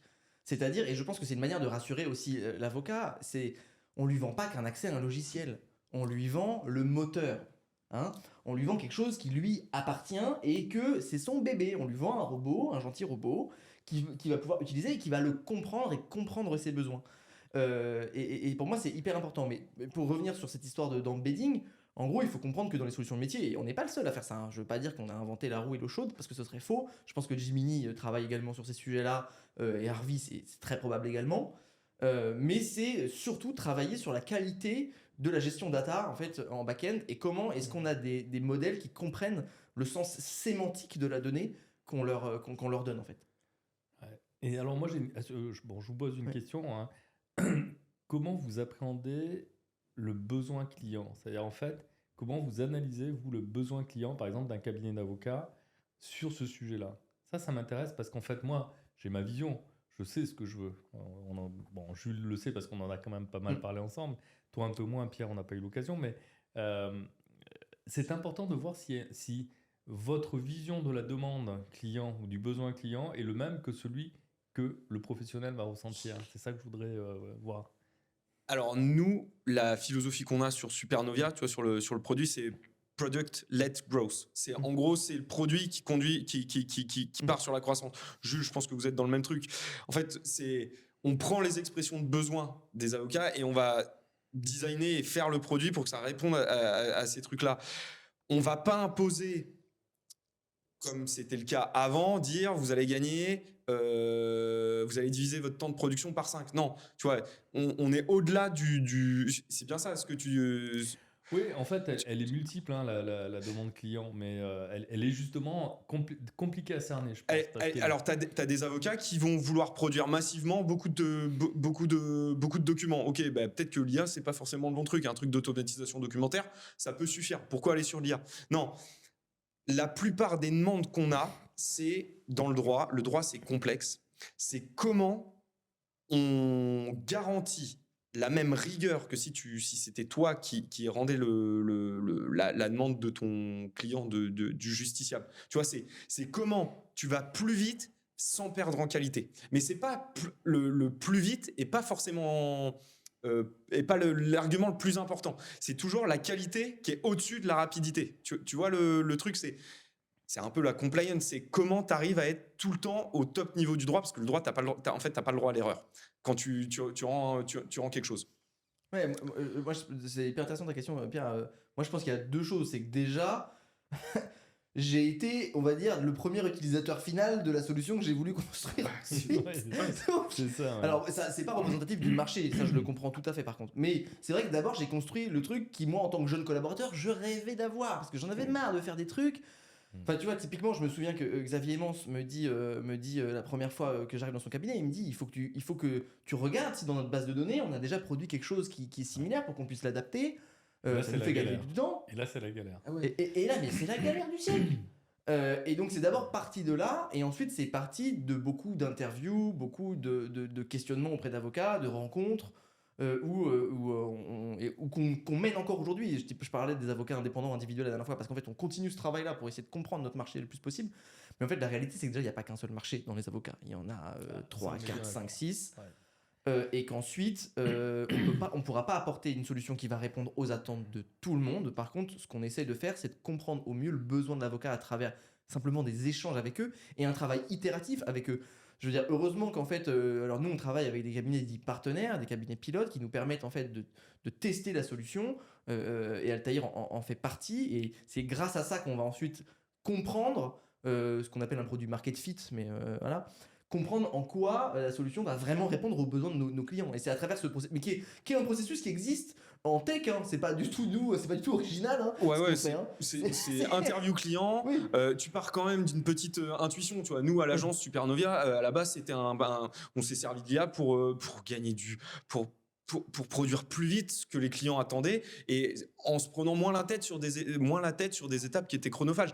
Partir d'une feuille blanche, des fois, c'est chiant. Tu vois, de trouver ton plan, de faire ton Tout à plan. fait. Alors que l'IA, elle a cette capacité-là à te fournir plusieurs axes d'idées parce qu'elle a un large corpus et qu'elle va pouvoir assembler quelques idées. Ce truc-là est important. Jules, ce qui est assez rigolo dans Clerc, et je fais le parallèle avec Bordel de droit, les mêmes, c'est qu'en fait, les questions que les avocats vont poser à Clerc, on va pouvoir en faire des mêmes parce que ça va être assez drôle. Mais ouais. C'est tout le temps les mêmes questions qui reviennent. C'est je sais qu'on a déjà vu ça quelque part dans un dossier. Est-ce que tu peux me le retrouver? Putain, mais où est-ce qu'on a vu ce truc? Mais C'est- je me... c'est- Tu sais, je me vois je me vois avec Xavier ou avec d'autres dans le bureau avec les précédents, ou même je me vois à la conférence de l'UJA la dernière fois. Et en fait, j'en parle aux avocats et la première chose qu'ils me disent, c'est enfin, on va enfin pouvoir trouver le truc qu'on cherche dans lequel on avait déjà fait ça. Et ils l'ont sorti hyper naturellement. T'as un autre truc, c'est d'aller vérifier les arrêts que tu as dans les conclusions adverses. Quelle est la valeur ajoutée que de vérifier que ce soit la dernière JP ou quoi? Enfin, il y a une vraie valeur ajoutée parce que c'est le fond de ton dossier, t'en as besoin. Mais toi, taper le numéro de l'arrêt, aller le chercher, vérifier, non, tu vois, c'est des choses dont l'avocat peut se passer peut se passer. Si tu as clair que tu as une solution qui te dit ok, cette JP là t'as plus récent et en plus qui va dans ton sens, bah, c'est là où c'est intéressant, c'est que tu vas trouver la JP qui va dans le sens de tes conclusions, quoi. Donc moi j'ai hâte d'avoir accès du coup d'avoir accès à toutes les questions qui sont posées parce que ça va être un vivier infini de jeux de mots, de trucs récurrents pour les avocats, quoi. Alors, je pense qu'il va y avoir des troncs communs quand même de demandes, enfin, si je puis dire, d'attente, d'attente plutôt, on va parler d'attente. Moi, mon point de vue, c'est qu'aujourd'hui, en tout cas, en l'état actuel, les avocats veulent continuer à exercer leur métier. Ça, c'est quand même extrêmement important. Enfin, ça peut paraître idiot ce que je dis, hein, mais en fait, c'est pas ridicule. Ils ont peur de ce grand remplacement en fait par l'IA. Ils en ont peur. Bon, je pense qu'il y a des étapes qui vont se faire très progressivement. Aujourd'hui, on est sur des choses finalement assez simples, alors très complexes dans la production, c'est-à-dire dans la production de l'outil qui permet de faire ça, mais ce dont on parle, c'est quoi? Vérifier des jurisprudences, en effet, des conclusions adverses. D'abord, est-ce que ça existe? Et deux, est-ce que c'est le bon sens? Parce que quelquefois aussi, il y a des jurisprudences utilisées de façon un peu perverse, si je puis dire, et détournées de leur sens. Bon. La deuxième chose, en effet, c'est cette clause, je l'ai vue quelque part, mais je ne sais plus où. Donc, je veux retrouver cette clause parce que j'en ai besoin. Donc, je pense qu'en effet, à court terme, donc je dis 2 ans, enfin, je ne sais pas quel est ton avis, Jules, mais à court terme, ces prérequis-là vont être remplis. C'est-à-dire on sera vraiment sur du service à l'avocat qui lui permettra de solidifier en fait l'accès à la data et la validation de la data, de la donnée juridique. Ça, c'est déjà essentiel, ce qui n'est pas le cas aujourd'hui. Ce qui n'est pas le cas encore aujourd'hui. Même si on a des datas qui sont très bien faites, etc., on a trop d'implications humaines, en effet, pour valider la qualité de la data. Et si la boîte noire devient une boîte plus claire, si je puis dire, et plus fermée, parce que le problème de l'IA type ChatGPT générationnel, c'est que c'est complètement ouvert, donc il y a tout et n'importe quoi dedans. Donc on va avoir aussi le tout et n'importe quoi qui revient. Bon. On va y arriver, je pense, assez vite. Dans les 2 ans à 3 ans à venir, ça va permettre... Il y a un écosystème qui va se développer. Je pense que les pionniers seront les leaders de demain et peut-être un gros blockbuster arrivera à un moment ou un autre et les rachètera, j'en sais rien, bon, peu importe, mais ça va fonctionner. Mais je pense que l'étape, en fait, moi, que je vois à moyen, long terme, donc entre 5 et 7 ans, c'est vraiment une étape de type top chef. Excusez-moi, je vais prendre cette expression, mais top chef, c'est-à-dire j'arrive, ok, j'ai une problématique pour le coup juridique complexe, c'est-à-dire que, et là je parle que dans la fabrication, donc ça peut être fabrication de conclusion, fabrication d'actes. Voilà les prérequis de mon affaire. Je fais une levée de fonds, etc. Il y a des émissions obligataires, il y a des actions de préférence, il y a beaucoup de complexité. Et je donne tout ça à mon robot, si je puis dire, qui est un robot top chef, et je lui dis, ben vas-y, tu me proposes un canevas et tu me prédiges 100% des actes. Et ça, je suis persuadé que que ce sera possible dans 5 à 7 ans. Je suis persuadé. Et après, ça pose la question du business model. Alors, ça fait peur, tout ça, parce que là, pour le coup, en écho à ce que je disais tout à l'heure, les avocats veulent continuer à exercer leur métier. On va avoir un problème business model et de se repositionner. Alors, je suis peut-être sur une chimère, hein, mais je suis persuadé qu'on peut y arriver. Parce que finalement, c'est que de la cuisine. Il faut être quand même clair, c'est que de la cuisine où aujourd'hui, on apporte énormément de valeur ajoutée, mais pour autant, c'est de la gestion de data complexe. C'est rien d'autre. Hein. Alors, J'espère que je vous fais pas peur en disant Non, ça. Mais... non, je vois alors moi, perplexe et c'est la questionnant. temporalité. En fait, c'est la temporalité. Parce que on en a parlé au début, le secteur juridique, c'est long. C'est long à l'acculturation, c'est long à l'acceptation. Et les lignes vont pas bouger. En plus, le droit français, il est très complexe aussi. Donc, tu as ce axe réglementaire qui bloque le truc. À 2-5 ans, oui, des solutions comme Clerc, etc., ça va augmenter l'avocat et ça n'a pas du tout vocation. Nous, on le dit hein, à l'agence, le contenu que vous produisez avec Supernovia, vous ne pouvez pas l'utiliser tel quel, que ce soit pour des vocations SEO, à vocation de ça se sent encore que c'est produit par de l'IA, on n'est pas encore sur un style, etc.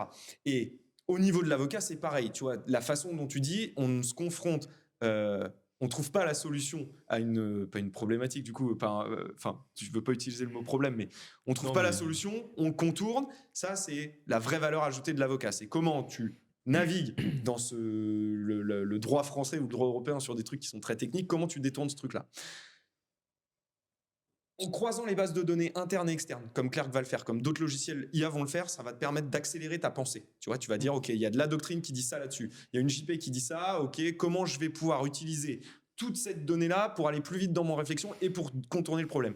Dans 5 à 7 ans, je suis pas sûr qu'on arrivera à le faire automatiquement ou qu'on arrivera à trouver la solution la plus adéquate au problème. Je pense que l'avocat aura toujours ce truc-là, et c'est un peu l'éclair de génie du pénaliste qui va au moment de la plaidoirie dire putain en fait c'est l'argument que j'ai oublié de mettre dans ma plaidoirie et qui va faire basculer le truc, tu vois.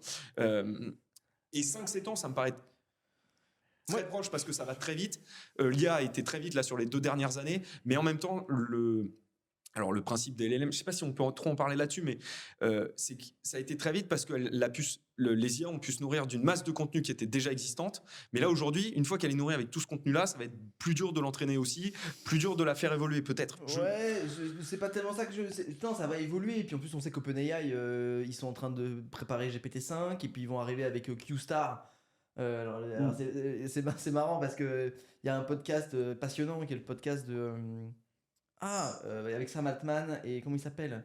Bon, bref, j'ai oublié son nom. Mais en gros, il parle de QStar et de l'arrivée de GPT-5. Et en fait, non, en fait, pour l'instant, ce qu'on fait, c'est ce qu'on scale simplement la taille des réseaux neuronaux. Donc, on fait x10, x100 à chaque fois et ça augmente x10, x100 la capacité du réseau.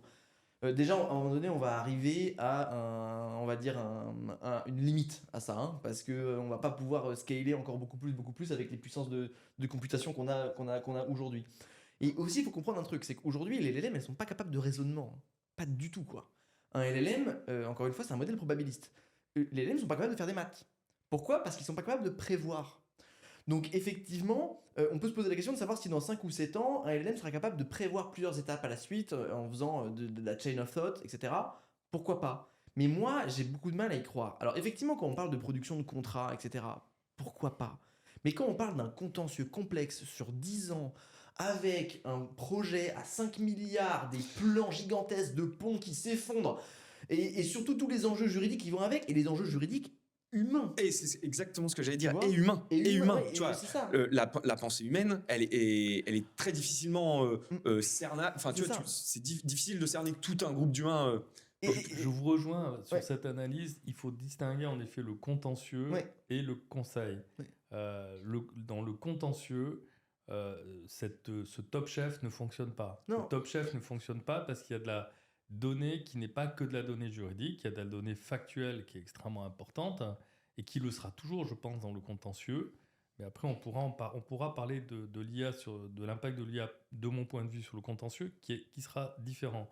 Mais sur la fabrication des actes, sur la construction en fait d'une modélisation, alors pas que d'un acte, mais de plusieurs actes complexes qui doivent interagir, moi, je pense que l'IA, à 5 à 7 ans, il y arrivera. Alors, on enregistre ça, donc c'est parfait parce qu'on pourra s'en reparler tous les C'est trois notre dans 5 à 7 ans. Ouais. Mais je puis vous assurer, vous voyez toutes les problématiques techniques derrière, bien évidemment, Ouais. parce que c'est vos métiers, c'est votre métier. Je peux vous assurer que là, l'accélération qu'on vit en termes technologiques est colossale et que les outils que vous avez aujourd'hui ne seront absolument pas les outils que Ah bah, vous ça, c'est aurez sûr. dans 1 an, dans 2 ans, dans 3 ans. Et qu'on y arrivera parce que moi, je sais, en tant que fabricant d'actes complexes ou d'interactions entre plusieurs actes complexes, que c'est finalement que de la cuisine et de la gestion de données dès lors qu'on a bien mis les bons prérequis au départ. C'est toujours la même chose. Alors, c'est la structuration des données, mais au final, oui, ce que tu dis sur 5 à 7 ans, en fait, tu vas emmagasiner, tu vas pouvoir faire apprendre tellement de dossiers complexes, tu vois, de une levée de fonds complexe avec beaucoup d'acteurs, etc. Une fois que tu l'as fait une fois, 2 fois, 3 fois, tu vas l'insérer dans ton modèle. Elle va réussir à recuisiner. Je pense comprendre ce que tu dis, Pierre. C'est à force de complexité, tu vas réussir à recuisiner quelque chose d'aussi complexe et de réappliquer le même fonctionnement. C'est notre capsule temporelle, voilà, on est le Oui, 4 c'est ça. avril.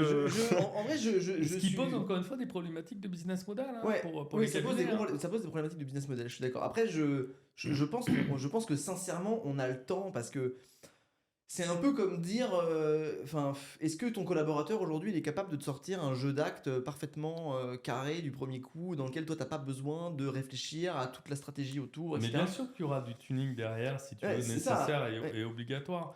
Et Et d'ailleurs, il y aura même plus que du tuning, c'est-à-dire que celui qui va en fait faire la cuisine, si je puis dire, il faudra qu'il soit formé pour ça, bah oui.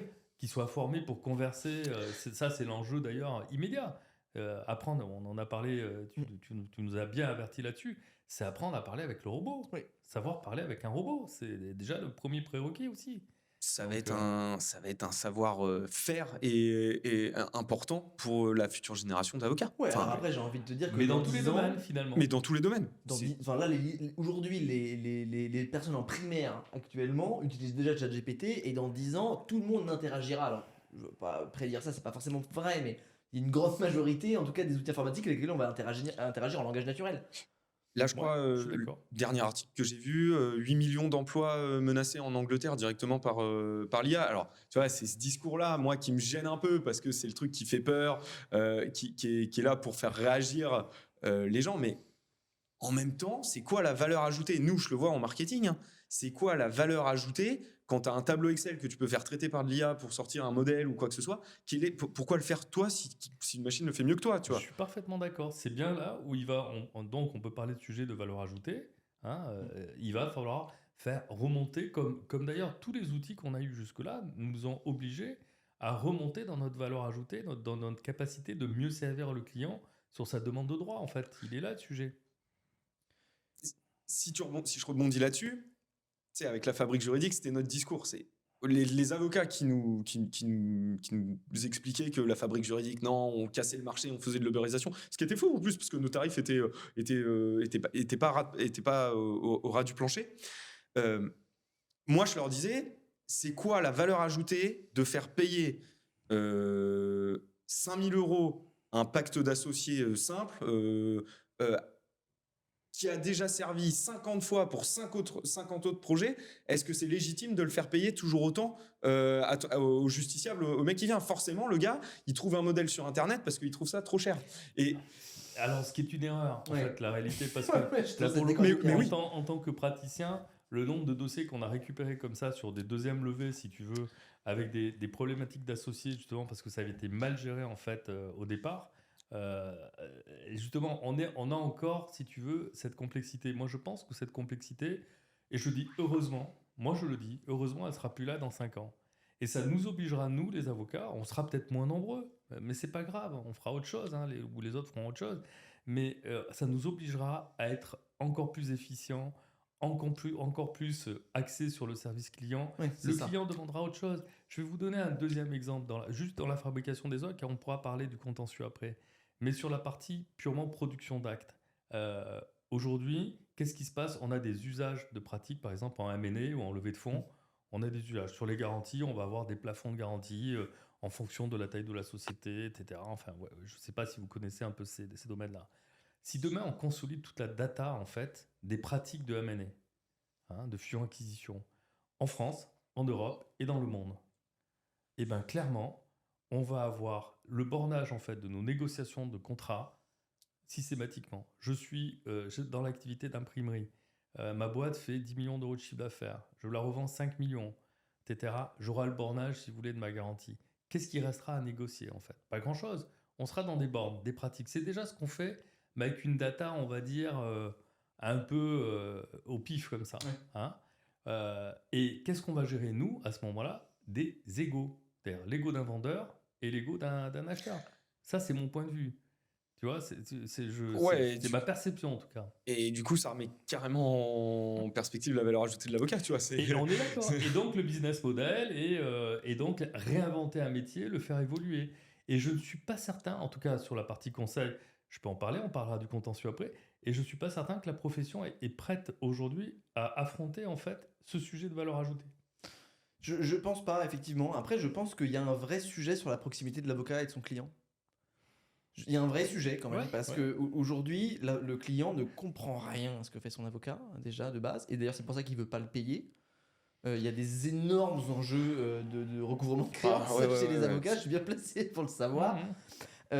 Et je pense qu'il y a peut-être tout un nouveau pan de ce métier en fait qui va se développer autour de l'accompagnement du client, l'accompagnement commercial, l'accompagnement pédagogique, Legal design. le legal design, etc.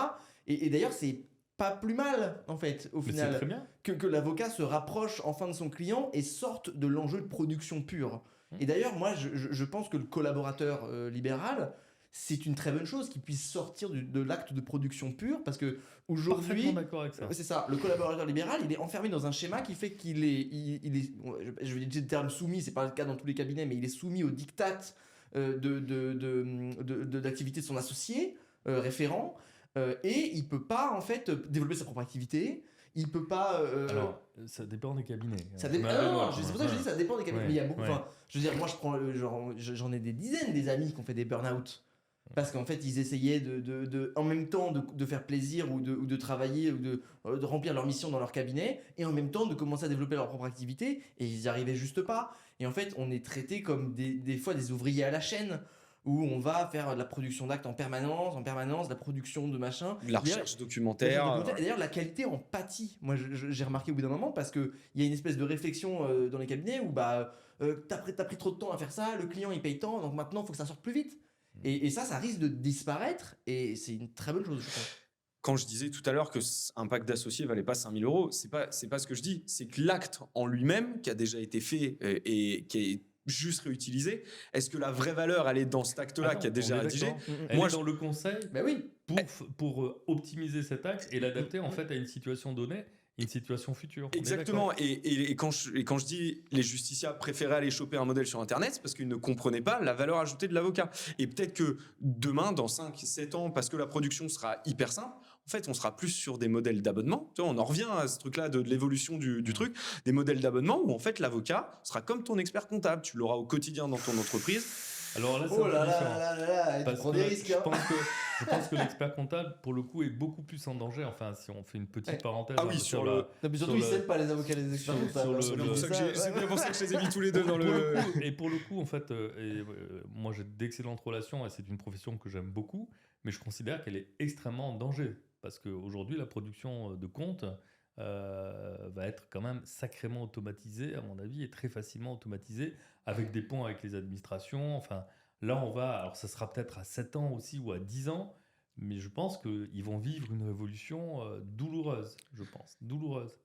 Pour compléter juste ce que je disais, c'est le parallèle, il est que l'expert comptable, je vais l'appeler plus régulièrement pour des questions sur ma compta, tu vois, sur des trucs comme ça. Alors que l'avocat, tu l'appelles, c'est toujours pareil. Quand tu as un problème, il n'est pas là au quotidien pour, tu vois, tu peux pas lui. Alors en conseil, c'est un peu différent, mais enfin, voilà, moi je l'appelle pas c'est l'avocate qui a fait la construction et le montage de Supernovia, je l'ai pas tous les 3 mois au téléphone, quoi. Tu vois, je l'ai quand il y a la problématique, Quand c'est il y a nécessaire. la levée de fonds, mais peut-être que je pourrais en avoir un peu, tu vois, sur des trucs où je me débrouille moi-même pour trouver la solution ou quoi. Peut-être que c'est ça, tu vois, l'évolution, elle va peut-être être là, c'est comment le métier... Alors, tu as aussi la contraction du marché. J'avais fait un post LinkedIn là-dessus. Moi, je pense qu'il y aura une vraie contraction du marché à horizon 5-7 ans. Tu vois, il y a des gros acteurs qui vont émerger, qui vont truster parce que l'IA va permettre de produire plus vite avec moins de monde, une grosse partie du truc, et le nombre d'avocats va baisser et ça va commencer à être compliqué. C'est ma vision, ma prospective là-dessus. J'ai un peu la même, hein. Je pense qu'il y a une dérégulation forcée qui va se faire parce que le marché gagne toujours. Moi, c'est mon point de vue, hein. C'est-à-dire qu'en fait, l'économique l'emporte en fait sur le réglementaire. Donc, je pense qu'en effet, soit on accompagne ce mouvement de dérégulation et on participe à ce mouvement, si je puis dire, de façon intelligente, soit on résiste et on sera mort. Enfin, moi, je caricature, mais je pense que la profession se met en danger si elle n'anticipe pas une dérégulation qui va à un moment ou à un autre s'imposer à elle. Ce qui est déjà le cas, hein. Et je pense qu'il y a un vrai enjeu d'ailleurs pour les plus petits cabinets, les plus petits avocats, etc., qui sont souvent assez réfractaires au changement, de s'adapter en fait à cette évolution-là et de ne pas rester dans le schéma de l'avocat, droit de la famille, droit pénal, dans son petit cabinet avec son crayon papier, parce qu'il peut se faire bouffer par des structures qui vont être, même si elles sont plus grosses, qui vont être plus agiles et qui vont aller chercher des outils très différents et plus performants et aller choper leurs dossiers et faire du traitement de contentieux de masse, d'actes de masse, etc. Exactement. Ouais. Et ça, de toutes les manières, euh, qui dit valeur ajoutée faible dit prix bas, si tu veux, et capacité à automatiser, en effet, soit un contentieux, soit une production d'actes, etc. Donc tu auras toujours cette dichotomie, si tu veux, entre ceux qui apportent beaucoup de valeur ajoutée et qui peuvent le payer cher, et ceux qui peuvent très bien gagner leur vie aussi, en démultipliant en fait les process sur des actes à très faible valeur ajoutée. Ouais, du coup. Les deux modèles coexisteront, vont continuer à coexister. T'as ça, et moi, ce que je dis à nos clients, et ça, là, il y a un vrai créneau pour justement les petites structures de saisir d'une technologie, de préempter une techno qui est au final assez simple. Tu vois, l'IA, c'est du langage naturel. Et ces petits cabinets-là, c'est eux qui doivent vraiment aujourd'hui basculer, parce que tu prends un De Gaulle-Fleurance, tu prends un Auguste de Bouzy, la taille est telle qu'ils vont avoir une vraie inertie pour faire bouger tous les associés dans la même direction pour incorporer l'IA, tu Ça, vois. on peut en parler après parce que c'est un vrai sujet intéressant. Il va y avoir un vrai sujet. Des petites structures de 10 associés, 10 collaborateurs, tu vois, ils vont aller beaucoup plus vite. Et encore plus les petits cabinets, voilà, si t'es pas... si tu es suffisamment bien organisé pour dégager un peu de temps, pour structurer tes données, pour préparer ce passage à l'IA, il y a des petits cabinets qui peuvent se retrouver à faire la production de cabinets qui sont 10 dedans parce qu'ils auront bien automatisé. Et il y a un créneau à saisir aujourd'hui sur les 2 années qui arrivent. C'est pas faux, Je pense Je suis assez d'accord. Je le vois exactement comme ça. Il va y avoir en effet des petits cabinets pionniers dans le secteur qui vont réussir à prendre le pas en fait sur ces gros cabinets qui dans tous les cas auront beaucoup de mal en fait à intégrer ces process pour des raisons de contrôle interne, pour des raisons d'acculturation des équipes, de résistance qui sont démultipliées du coup compte tenu de la taille du cabinet. Je pense en effet que ça va être le cas. Après, si tu veux, je pense que le design en effet de ces produits dans les années à venir va être tel et la capacité, les générations vont évoluer donc vont converser beaucoup plus facilement avec un robot et du coup tout ça va finalement rentrer dans les usages et dans les mœurs dans notre vie au quotidien.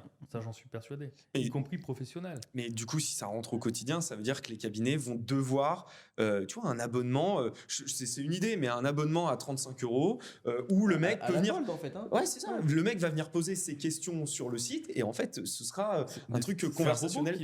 C'est un chat qui va répondre un conversationnel classique qui va... Ça existe déjà. Il y en a qui font des tentatives là-dessus. Mais à mon avis, aujourd'hui, c'est plutôt risqué. Ouais, c'est risqué. Tu peux pas... Enfin, là, j'aurais un projet. Demain, on me dit je veux intégrer un LLM pour faire de la réponse à des justiciables directement sur mon site internet. Je vais lui dire non.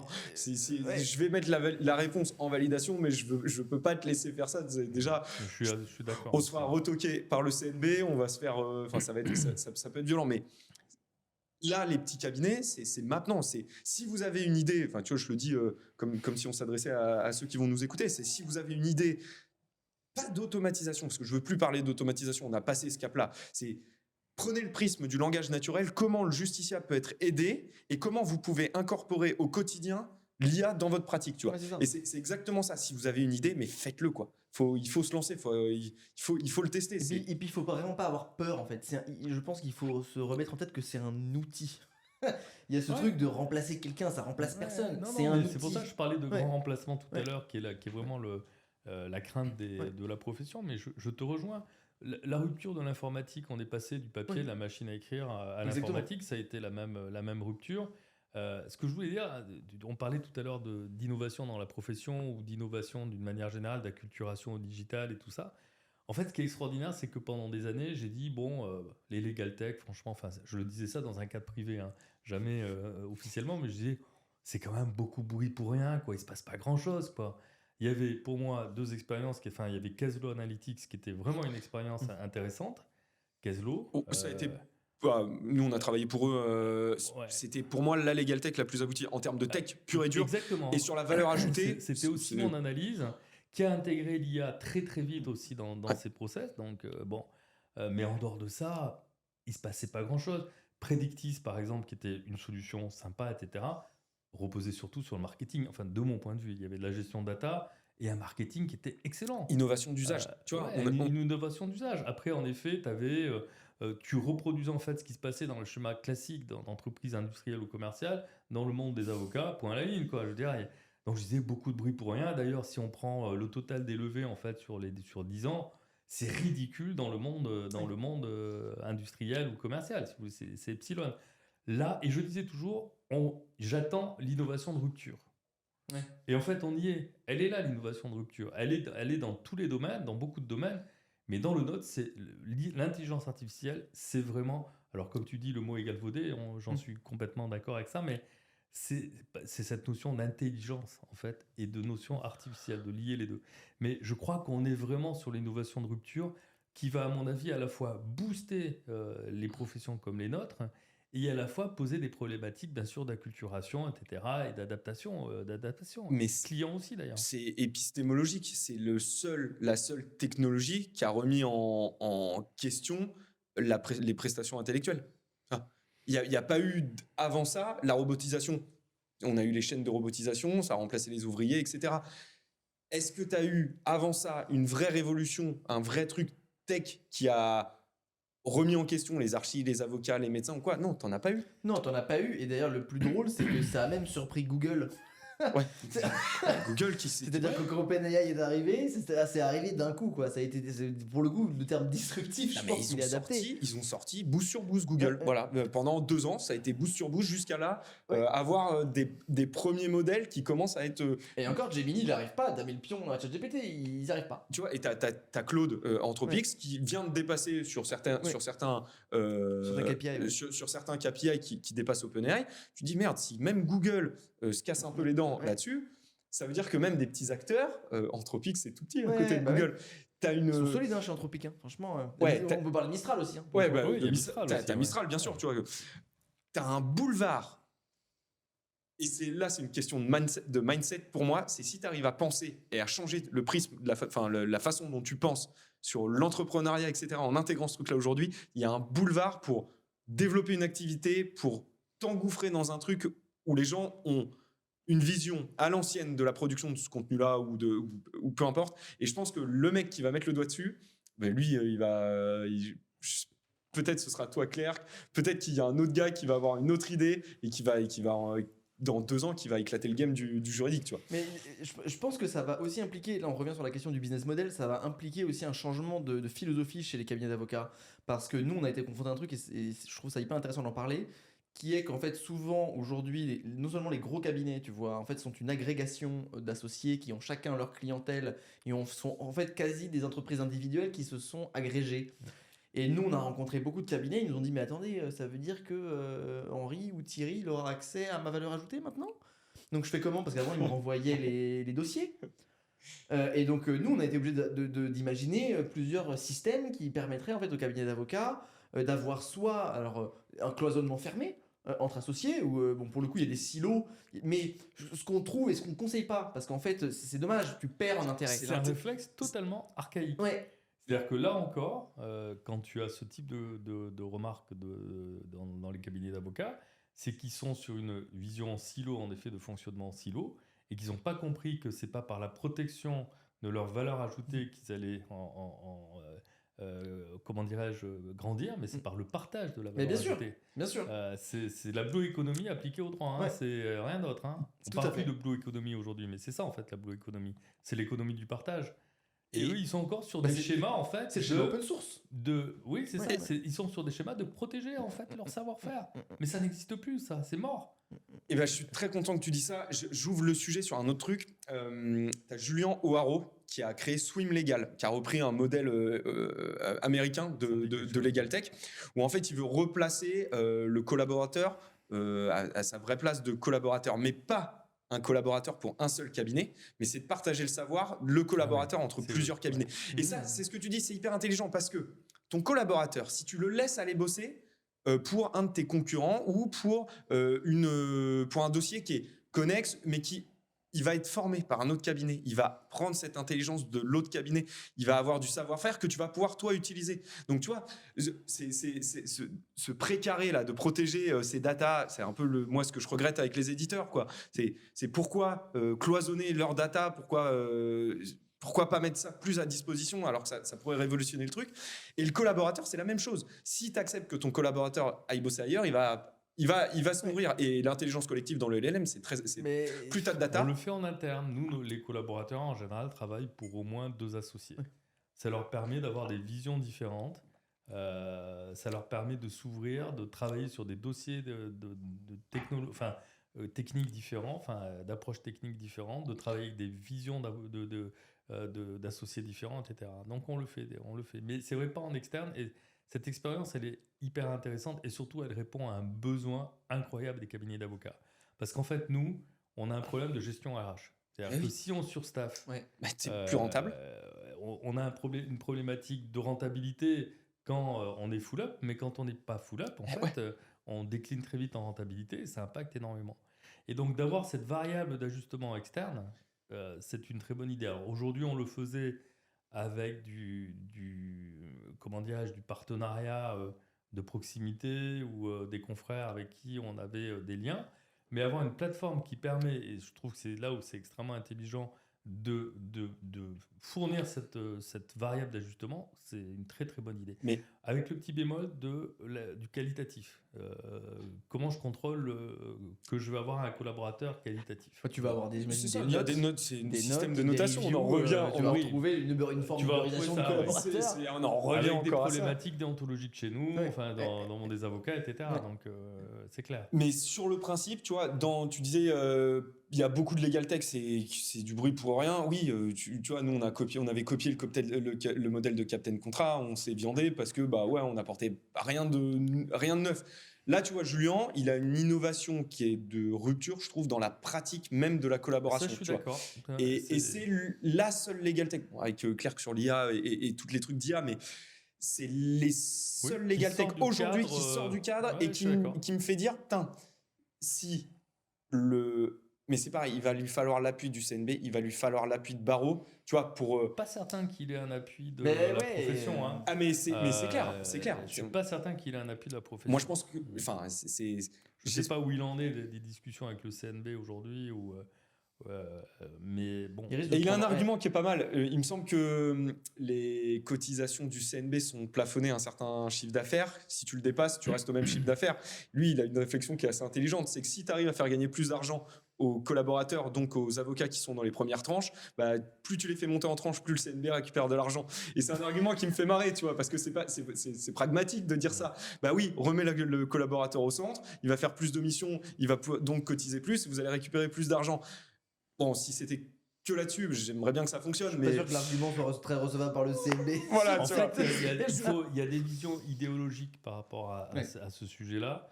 C'est la notion de potentielle exploitation des collaborateurs. En fait, il y a toute une partie de la profession qui considère que ce type de modèle va favoriser en fait de l'esclavage professionnel. Est-ce que c'est pas plutôt le contraire? Parce que le collaborateur va choisir en fait. C'est le collaborateur qui choisit ses missions.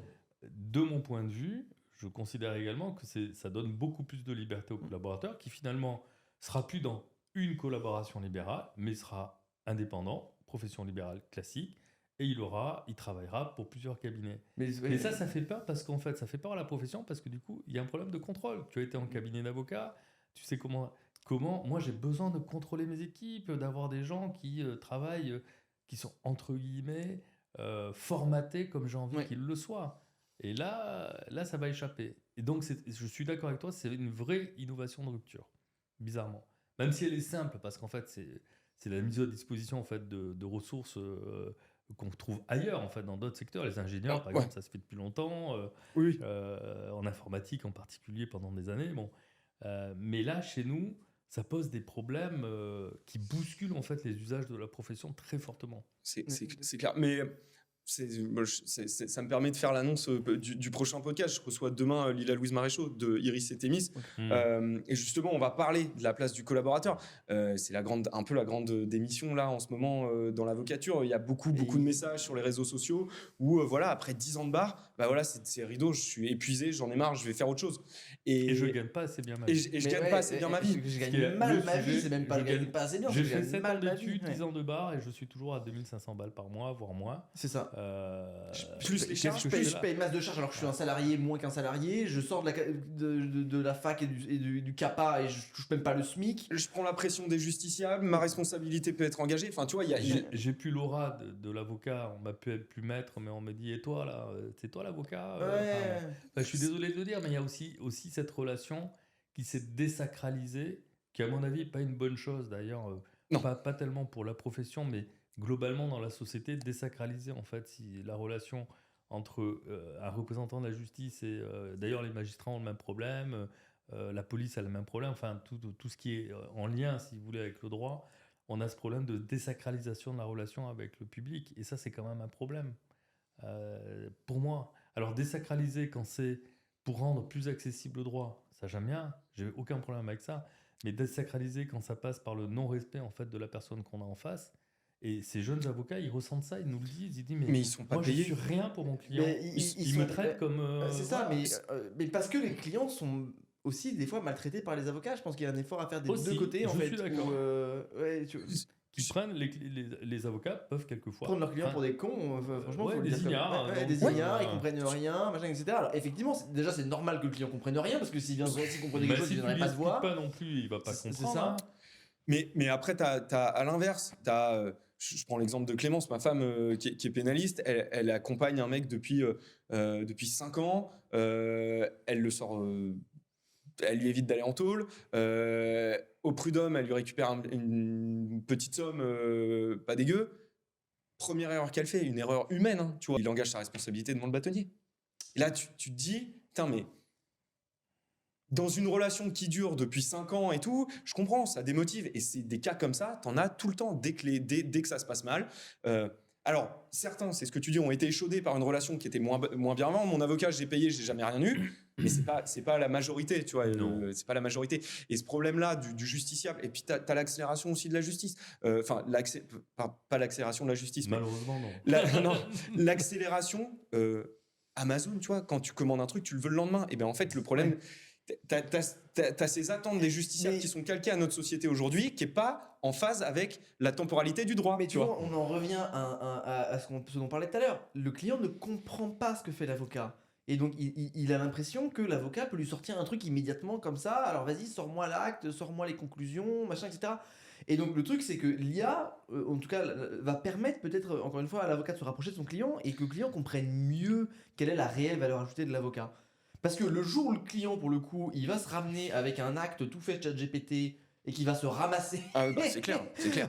Et là, il va comprendre quelle est la réelle valeur ajoutée de son avocat et pourquoi l'avocat n'est pas qu'un gratte-papier, quoi. Mais tu sais qu'une fonctionnalité fun de Clerc que tu pourrais peut-être faire ou imaginer, c'est mettre un espace à disposition du client où ton client peut poser la question sur la procédure, où est-ce qu'elle en est, et que ton robot, en fait, lui explique que tu es à cette étape-là, que cette étape-là, c'est des recherches, que tu dois faire ce travail-là, etc. Tu vois, il y a aussi ce truc-là.